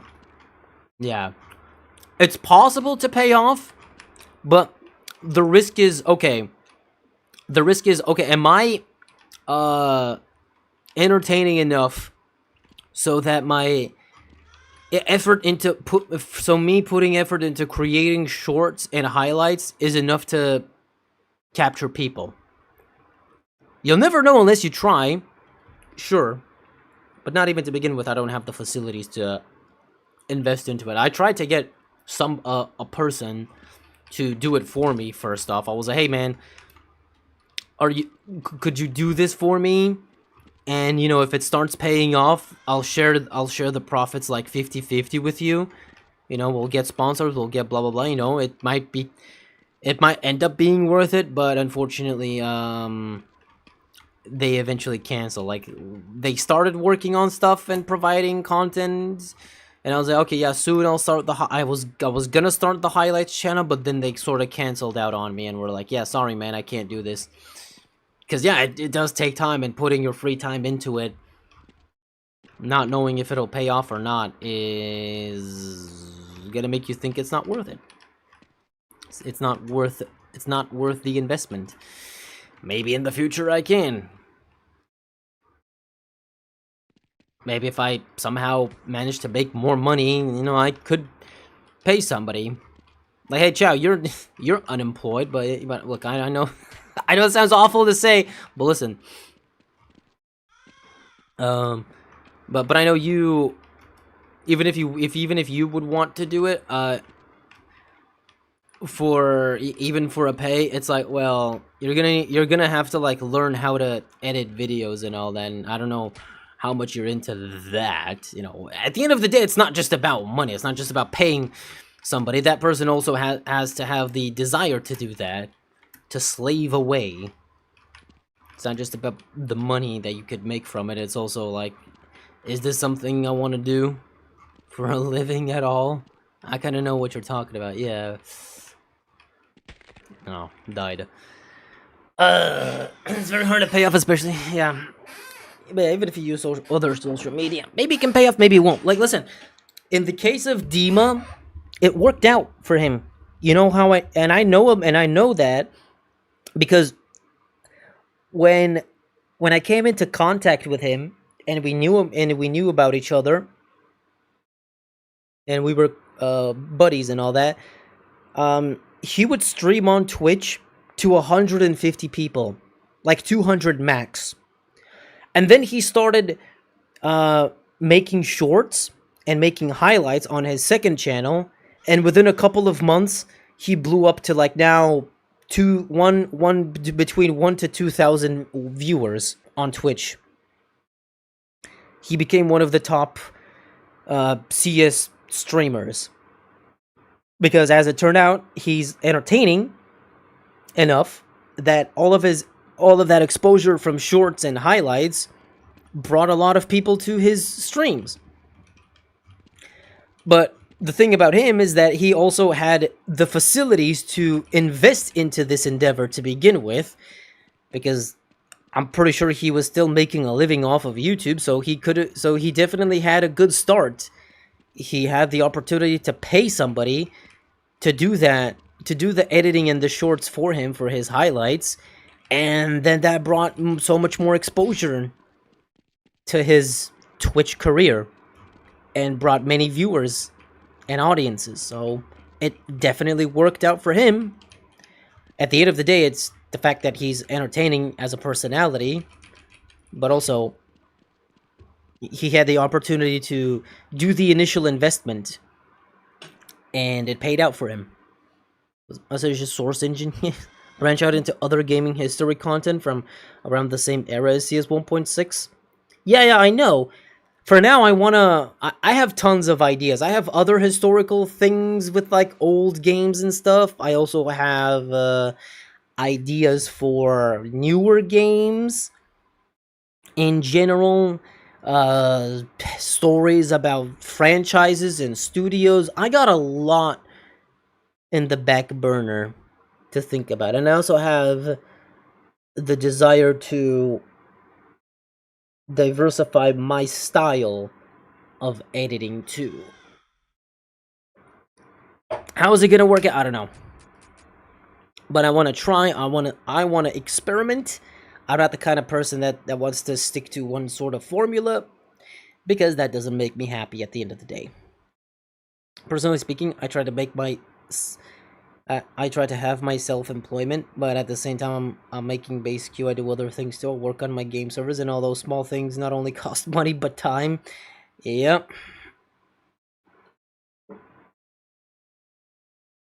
I can't give birth in my room's balcony to 4 kittens. I feed them and let them run and play in my room, only for them to leave me and go when they got older. Aww. That's kind of sad. It's kind of sad they didn't love you enough. But oh well, such is life. Maybe one day I'll be like a cat and just run away from you all. I'll just never upload and you'll never see me again. But rest assured, whether my videos get 100 views or 100,000 views, I'm probably still gonna be here. I'm not like most YouTubers who want this to be feasible enough to continue doing it. I mean, I'm not dependent on YouTube, so that's a good thing so far. I'm just kind of making content, and if it's successful, and it brings me a little bit of money, so I can have more to invest in and keep investing into it, cool. If not, then I'm not that troubled by it. So, yeah. Whether I conceive the end of my channel because I don't do CS anymore, and my viewership completely tanks, and things are never the same or not, I'll still probably be here. I'll still probably be trying. As for now, it's been like 3 hours of yapping, and yeah, I know I don't stream often, so this is like the little special occasion we have, and yeah, today was fun. Next time, I'm gonna return with a... with an event, which I will actually announce right now. The server review. So yeah, Chow, you don't have to do anything for this one. I'm just gonna announce the server review. But at the same time, I need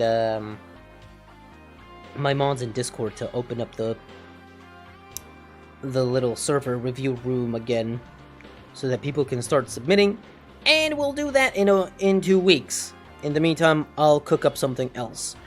So yeah, for October, events are gonna come back. First off, we're gonna start with server review, and then we'll move on to other more community related things where we can play together. I'll see which ones I pick, and we'll do those. Again, as always, I'll aim for early Sunday, because that seems to be how many people get into it, because our past couple of events have been very successful, full of a lot of people, and I'm pretty sure that's because we start early on a Sunday. Early enough, not too late, which is good. It's good to see. Technically speaking, I can still work on my own server.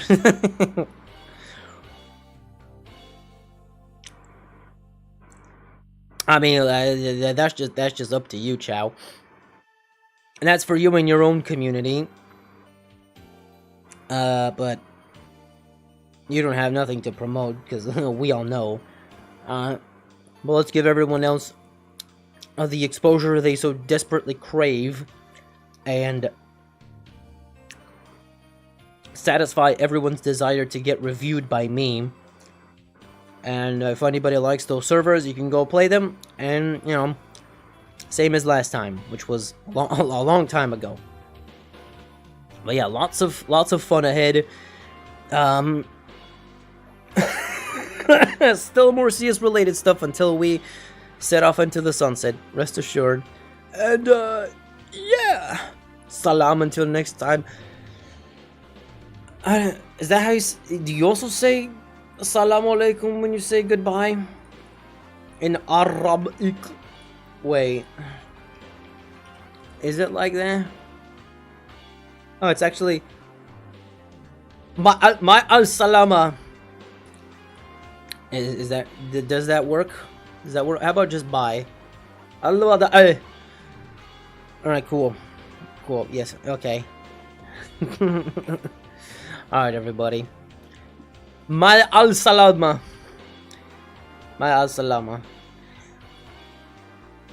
Bless your soul.